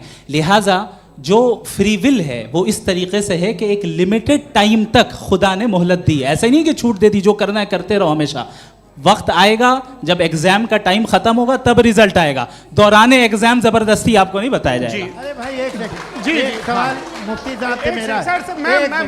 मुफ्ती साहब से जी एक जी, सवाल। हाँ मैं भी- हाँ हाँ, मुफ्ती साहब, मैम एक प्लीज, सेकंड रुक जाइए। आपसे फोन, आप इसके बाद आपसे पूछिएगा, माइक यहीं छीन रहेंगे के वो। बाद। हाँ बोलिए। मैं मुफ्ती मैम, साहब एक एक ही सेकंड। सवाल करता हूँ कि अगर जो हो रहा है फ्री विल से हो रहा है और एक दिन बरोज़ क़यामत इंसाफ होगा मैशर में वगैरह वगैरह, तो दुआ क्यों मांगते हैं लोग? दुआ मांगते हैं इसके मतलब है अभी भी उसने ये डिपार्टमेंट रखा है कि मैं रोज़मर्रा की ज़िंदगी में इंटरफेयर बिल्कुल कर बिल्कुल, सकता हूं। He can. तो तुम कैन हो, तुम मुझे नौकरी दिला देते हो, मेरे बेटे को ग्रीन कार्ड दिला देते हो, और 45,000 बच्चे मरते हो, उन्हें रोकते नहीं हो। नहीं तो क्या आप ये कह रहे हैं कि इस दुनिया में जालिमों को कभी पकड़ ही नहीं होती है? अरे जो भी पकड़ होगी वो बच्चे रोते हैं। बिल्कुल, देखिए वो मैंने औरतें अपने रोती हैं, ओपनिंग जिनके बच्चे स्टेटमेंट में यही कहा था आप कि मुझे जनाब नौकरी जावेद दिलवा साहब सिर्फ रहे हैं, इमोशनल मेरी आर्गुमेंट बेटी की जगह सही दिस इज जगह एन शादी इमोशनल करा रहे हैं। आर्गुमेंट। ये छोटे मोटे काम इसके पीछे इसके पीछे का रीजन मैंने बताया क्या है, देखिए इसके मैं पीछे बार का बार यहाँ विजडम क्या है पर मैंने बताया। मंच से आप लोगों को सज्जनों इसलिए कह रहा हूं ताकि थोड़ा सा आपके कॉन्शियंस पे जोर रहे कि आपको ऑर्डर बचा के रखना है।